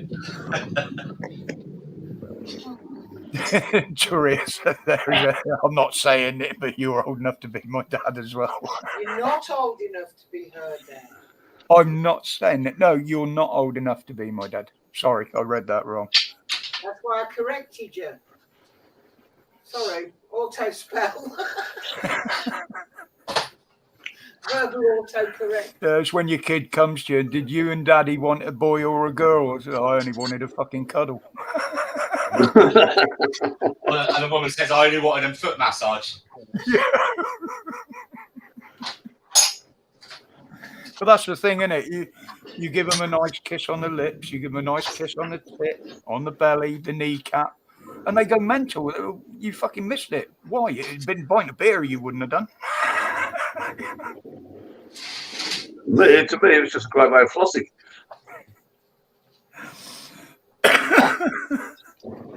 Hang on. Beard is usually the one that gets involved. Oh, Spock.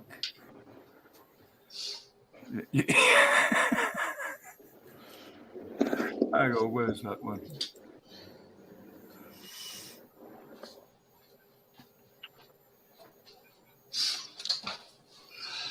Yeah, that's like that clip I showed last week, wasn't it, of McLean and McLean.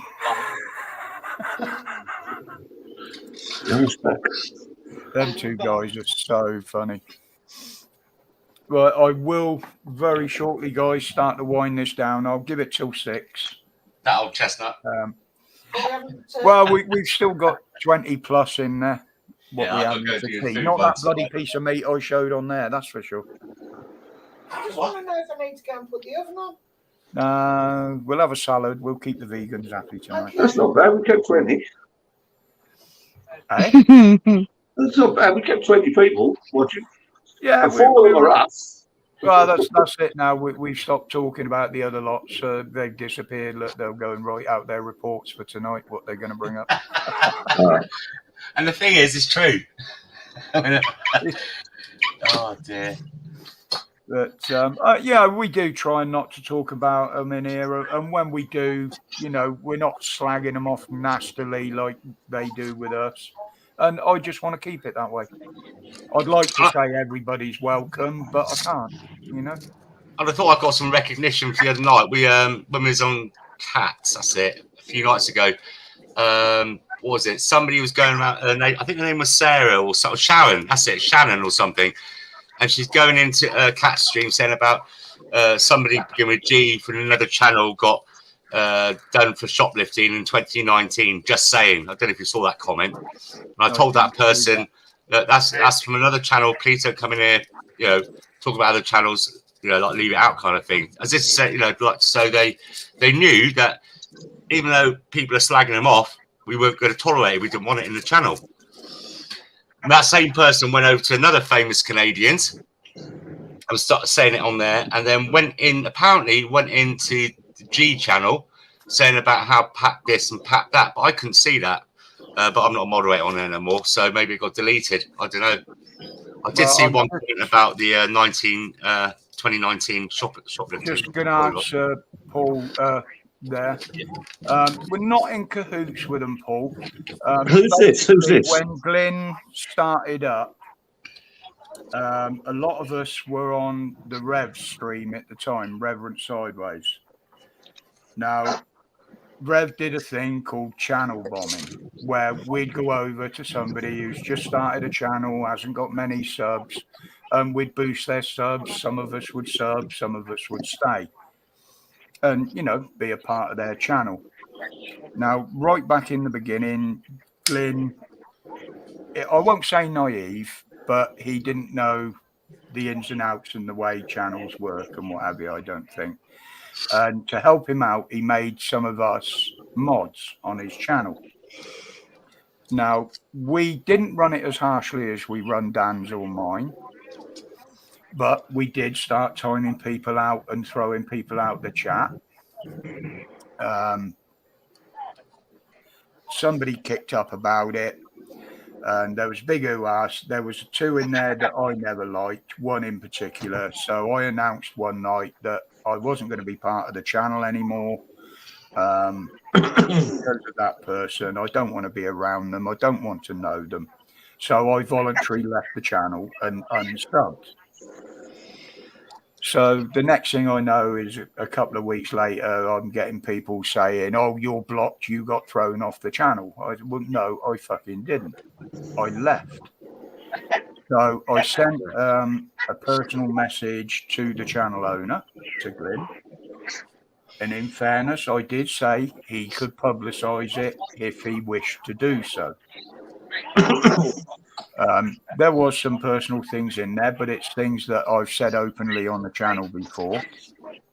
And I did go on one of his lives and announced I was leaving and gave my reasons for leaving, and I left that night. Politely. Roger, have you finished? You're answering a question to someone who calls themselves Hang on, Murph, because I'll lose where I am. Can't ride a fucking horse. He got somebody else to read that message out, and that person was the person for the reason why I left his channel. Now, everywhere I've been since then, that person has trolled, has had a go, they make threats, they try and cause trouble.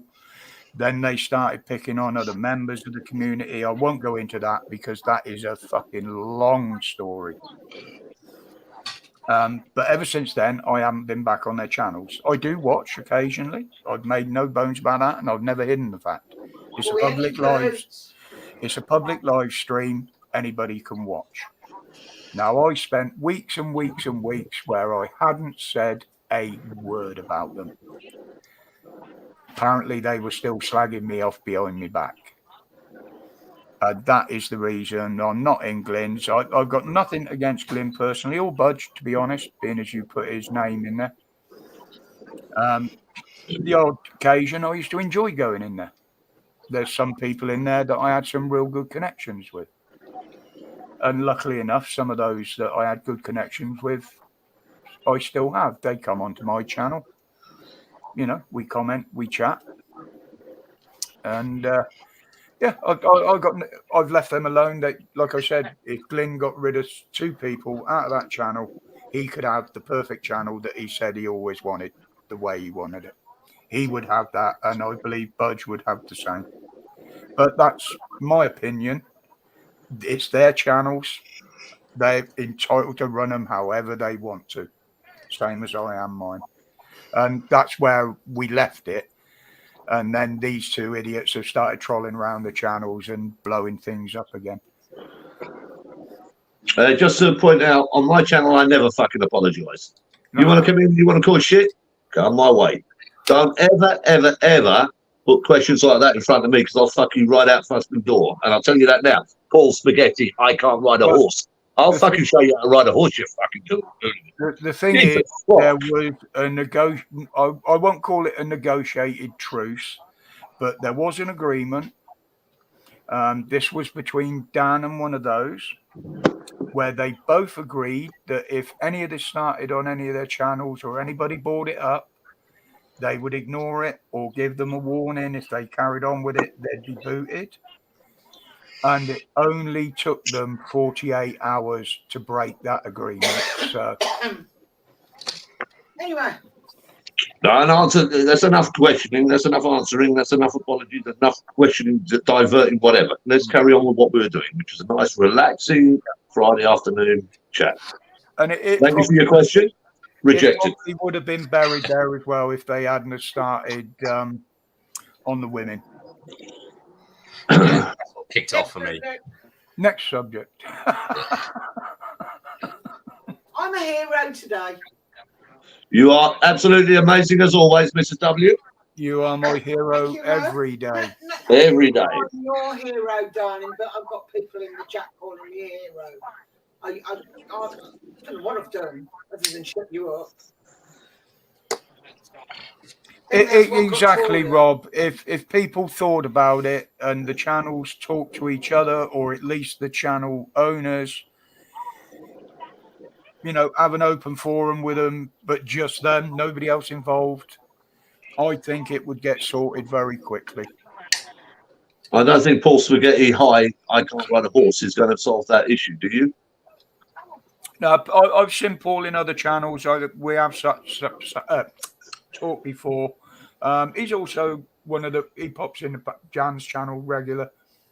He's fine. He's never said anything about us. He just sits on the fence and he's come to find out this side of the story. But because he's never actually been in my channel before, I just wanted to let him know where I stood on it. You know, I mean, if that you never have to apologise. You never have to apologise, Roger. This is your channel. This is your channel, and you own the channel. Leave us alone. We would do exactly the same, but they can't do that. Don't even comment. Don't even comment. Just block. Yeah, but we have left alone. We have left alone. We told everyone, like, that's it now. Just let it settle. But continuously, Simon, you told everyone that's the problem that you had. Don't interact. Don't give the oxygen. Don't even just fuck you. Block. Boom. No, Paul. Doesn't matter. That question was absolutely fine, mate. Absolutely. If you want to watch a great YouTuber, and you want to see how he deals with the trolls, go for Big Time Travel, Big Shot Travel. Just Google Big Shot Travel. He's an American. He used to turn around. Look at his early videos. He used to go around and rub Biden's hair. He used to be an absolute fucking hooligan. And he just takes trolls like that. No problem. Yeah, blocked. Bang, bye. You know? There was a channel over there. I don't know whether they're still there, called the Troll Hunters. They used to be brilliant. They used to be absolutely brilliant watching them. Yeah, They had actors in with them as well. It was that item you was talking about, you know, like where agreements are made and broken within like certain length of time. I mean, the wrenches need to start being a little bit more active and ruthless. Yeah, absolutely ruthless. This is the only way to sort this out, you know. Yeah.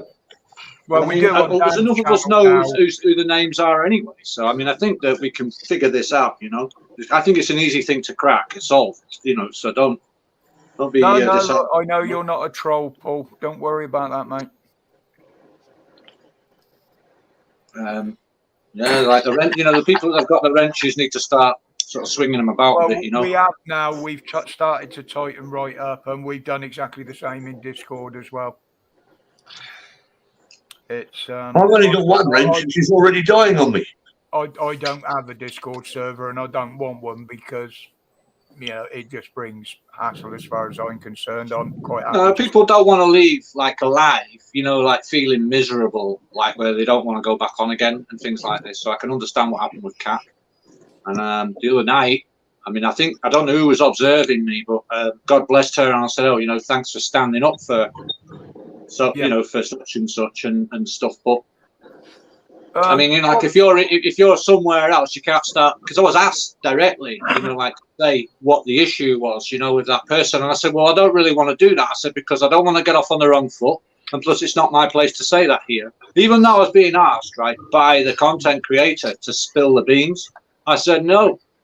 But like, some people just don't get the fucking message, you know what I mean? And I say, I think I can count it on one hand, the number of people, you know what I mean? So I think it's between us, we can ostracize them, we can whip them out, you know. The thing is with Miss Cat, no matter how bad people are, she doesn't like throwing them off. Yeah, well, you know, perhaps she's going to have to do without some people then, other people which are much more amenable and more pleasant. It's all in hand. If you notice last night, sorry, Roger. Yeah, I was going to say, Simon, she has realised now that the spanner is needed in the chat, not just observing the channel, as it were, on the panel. And that's why she's given Simon a little bit more leeway and a little bit more power in there. Yeah, I mean, there are other mods in there, but they very, very rarely use their spanners. You've got to understand that they are they're Canadian, and they are about loving everyone, being nice to every other. They're not used to the venom that you guys bring to the table. Not when you see some of them that have been on her channel, mate. There's some those there are the Americans are fucking idiots. No, I spoke to her about it. I mean, I'm not. You probably see me around. God, it sounds fucking big-headed, but I do manage to moderate a lot of channels. I've gone on a channel. I've got a blue spanner, and I've only really, if anything's directed at me, I'm not a problem with that.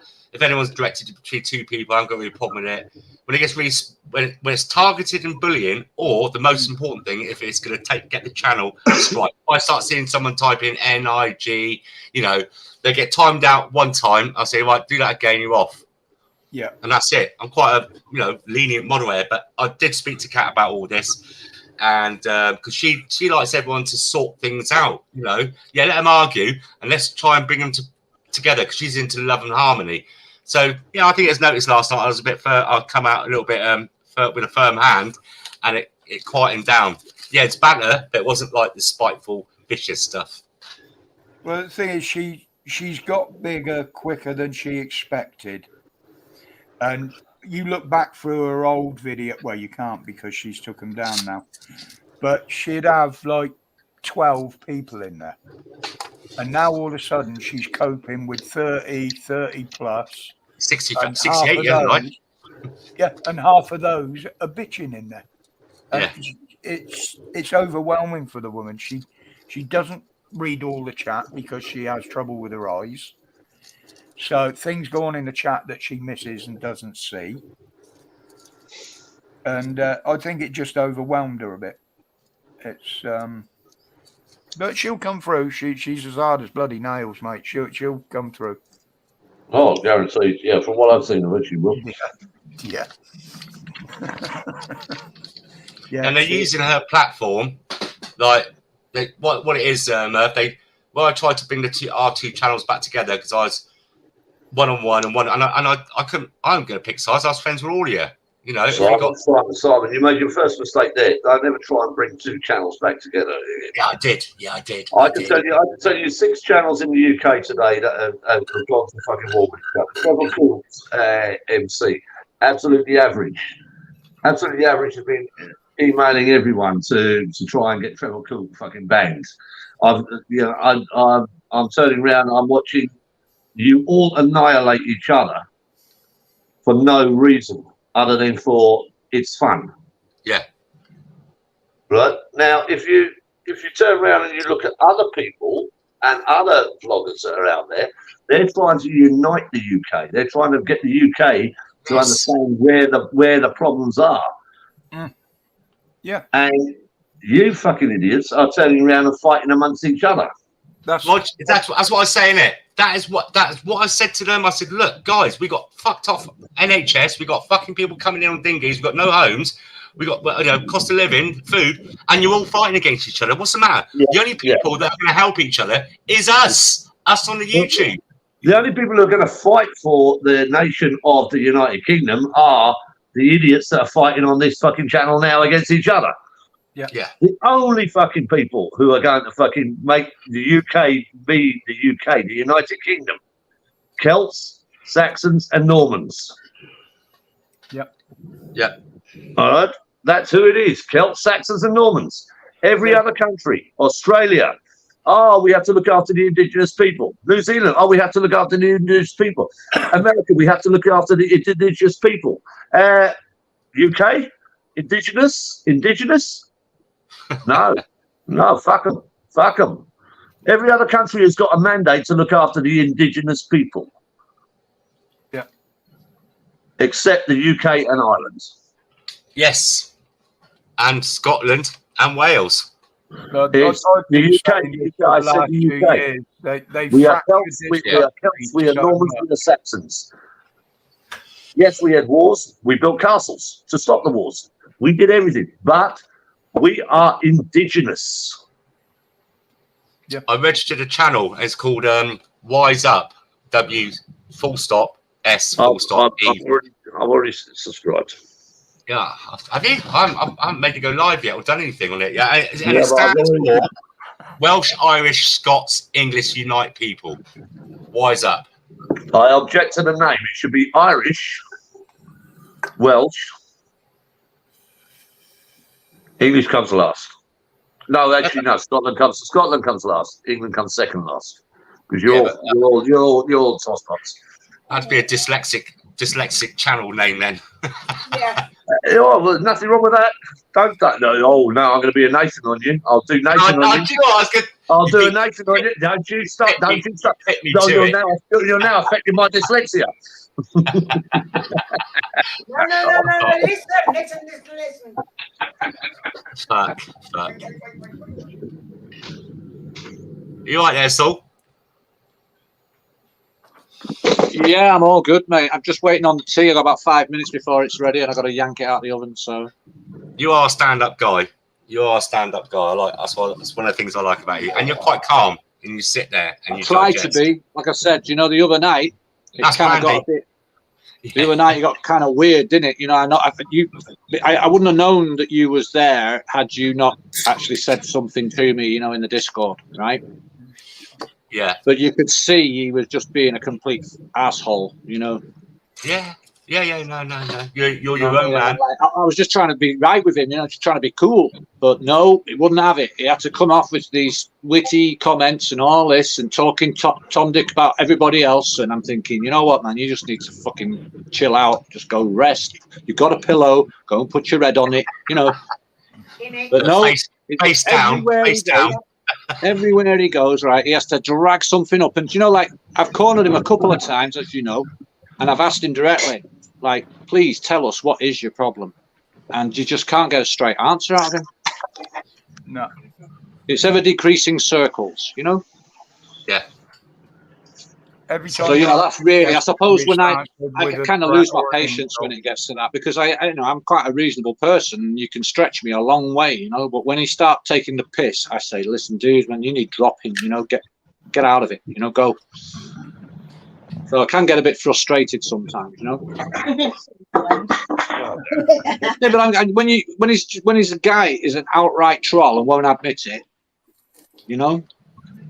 I think this guy's got some kind of issues, with the brain. I don't know. I mean, I don't really like picking on people like that, and I wouldn't, like even if.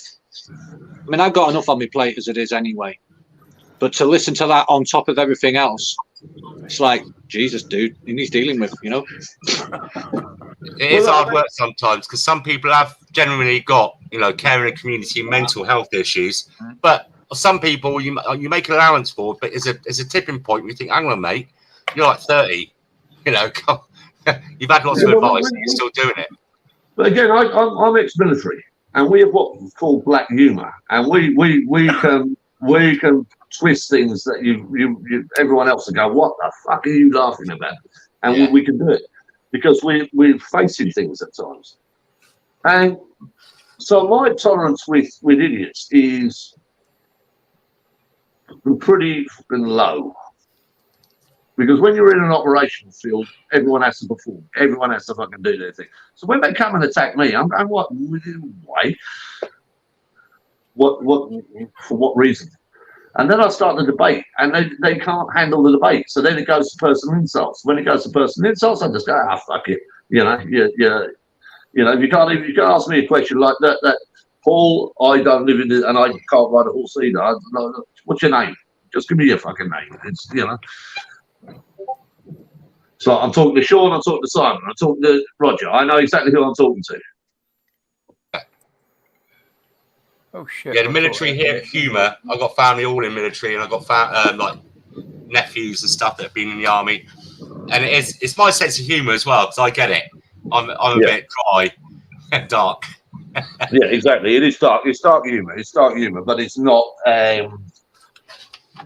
done as a insult. Yeah. It's like I said that joke earlier on. I wish that Ocean Gate would make dinghies for the refugees. It's just start, I don't wish people to be drowned. That's a bad joke. That's not a good joke. That's a bad joke because next week we can make that joke, not this week. Okay. Let little crumbs and bolts be collected first, and then be cremated in the. See, that's army humour. Yeah. We have to collect the bolts before we can bury them. Oh, my nephew's in Afghanistan, toured in Afghanistan, and everything. I'll just be looking at his Facebook. I can't share the posts yet. I will do. You wouldn't. No, you wouldn't. Oh, will do, but not yet. No, I was in Afghanistan. I was in Iraq 2 and 1. So I was there. Paul Murph is a very good friend of mine, mate. So. Well, I'm not kicking your ass, mate. It's just it was the name, and you were asking a question that I protect my friend. That's all. Okay. There's my apology if I've upset you. Your name is Paul, and I know you can't ride a horse. You might just have an operation. If there was somebody in this channel, Paul, that I thought wasn't good for the channel, they wouldn't be here, believe me. Oh, Paul, you can be upset with me. You can join my live stream tomorrow. I'm 100 Club. Come and join. You can kick my ass. Paris in the Philippines. Link is in the description. Come and join, my man. Afternoon, Phil, Loafer. You guys always come in on me. I was going to shut down in 5 minutes. See, I told you, Rog, that old chestnut. Yeah.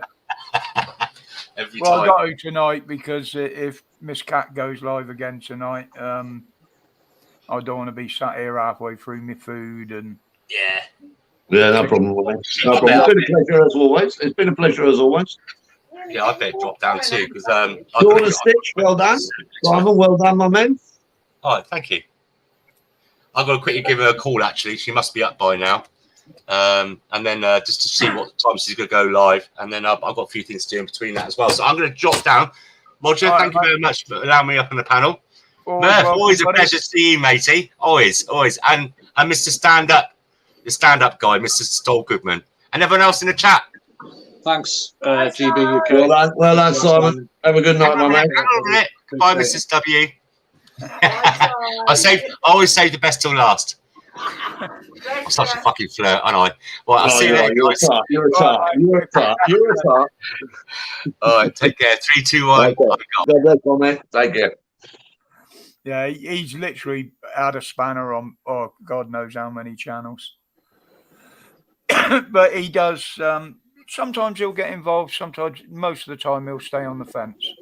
Yeah. So there you go. Look, because we were talking about certain people, straight up to 30 again. I know there's a few genuine ones that have dropped in, like Loafer and what have you. But just got in from work. Yeah. But yeah, I'll give it another 5 minutes. See if the lads have got anything. Well, it's been a pleasure, my man. It's been a pleasure, as always. As always, yes, mate. Yeah. We talk about everything and anything. Yep. I mean, if I'm about in the morning, I'll see if I can locate your stream. I know, yeah. Well, look, if you can hear it, I'll do a vlog. All right, everybody, no worries. I've been charging these bloody things all day. I mean, they're right. Are they charged? Yes. Have I got them on the right bloody thing? And I don't know, but I don't know. It's showing me the green light. But I don't know. I don't know if it's going to happen. I'll try once again. Bloody flashing lights everywhere. Yeah. So I'm getting ready for the stream tomorrow, and I will have fun. And if Paul wants to join, he can join. Get you to 102. Well, anyone who turns around and says you can't ride a fucking horse in front of me is in trouble. I can actually ride a horse. Not very well, but I can ride one. You can ride a horse. Well, come from a farming community. It's one of them things. Exactly. So anyone who can't ride a horse, problem. Mind you, I could ride a motorbike before I could ride a horse. I was driving a tractor before I could ride a horse. Then I could ride a horse. Then I ride a motorbike. Oh, we had share a tractor. I like my tractor. All right, Rob. Thanks for dropping in, mate. Steve, likewise, buddy. Always nice to see you in there, Steve. We'll have to I'm going to flake now because I want to have some food. Kind of hungry, Yeah, no worries, Saul. No worries, mate. Catch up with you guys later. Yeah, you take care, Sean. Sean, have a good one, I mate. hope everything. Yeah, Stitch says hi. Well, bye for now. And take care, buddy. Hope Dan gets his stuff sorted out, huh? Yeah, take care. He will do. He's on it. He'll fix it. He knows damn well what's going on. He's had a hit by one person on 3 videos. I think I know who it is. It's got to be one of 5, hasn't it? It doesn't matter who it is. It's his channel. He needs to fix it, and he'll fix it. Yeah, and then they'll do another 3, and the next time YouTube see another 3 hits, they'll go, it's the same idiot again, and they'll block him from doing that. So he just needs to do the precedent now. Go through the system. It will work. Yeah. We've got But block him. He's got 4 strikes. You're automatically banned from channel if you have 3 strikes. He's got 4 strikes, and they are not banning him. All right. So everything is good. Yeah. Loafer said he's hungry too as well. Friday chips. Yeah. All right then, people. We're all needed. We're all needed in the long term. All right, dude. Those that came up on the panel today. Obviously, it wouldn't be the same without you guys, to be honest. Well, it's been a pleasure. It's been a pleasure as always, my man. I can talk shit, but for nearly 4 hours, it would be a struggle. Everybody in the chat, moderators, thank you. I thought you might be a bit busy today, but obviously not. So we're doing something right. I'd like to thank you guys for being there in the background, as always. Top notch, as always. the new subs that And are in different here. souls, If get you yourself haven't, well. Popped up in the chat. If you're just watching in the background, welcome to you guys. And I don't know if I'll run one next week. I don't quite know what we got on, but the week after that, there definitely won't be one because I won't be here. That's the wrong way around. We're travelling next week. We're travelling next week. Yeah. Oh, fuck me, yeah, so there won't be one next week. Mrs. W to the rescue. Because okay, I'm jibbing out. I'll see you guys later. Take care, stay safe. Have a good weekend. To everybody. Bye. Yeah, by this time next week, I should be prowling the beaches of Cumbria with a fishing rod in hand. So, right. Can I do a final plug for my live stream that will probably be in silent? Yes, of course you can. Tomorrow? Of course you can. 11 a.m. A beer with Murph. It might be tricky depending on how drunk I am and whether I can set the whole system up properly. But other than that, it is 11. I will send out a link in the morning and everyone can join. Other than that, my man, it's been a pleasure as always. Mrs. W, love you to bits. You too, Murph. God bless. And Paul, come and join me, my man. I'm not that bad. I just bite. Take it easy, bro. Yeah, yeah, I was getting my weeks mixed up a bit there. That means I have got an extra bit of work to do next week, so videos might be a bit sparse on the ground. I will put a couple of videos out while I'm up there. I'm going to take the laptop with me, so anything interesting, any decent fish, anything like that, I may put up a short video. The Wi-Fi, you could go live. Yeah, but it's going live from that laptop again, isn't it? Worked before. Yeah. Well, we'll see. We'll see. But anyway, guys, thank you very much for joining us this afternoon. Your presence is always appreciated. And believe it or not, at the end, we've still got 24 watching, which is, yeah. I know you hangs around in the background there, Phil. I do appreciate you commenting on the videos. All right, and guys, that's it. I'm going to see if I can remember the way to wind all this down now. And hopefully we'll see you all soon. Bye. Right, hit that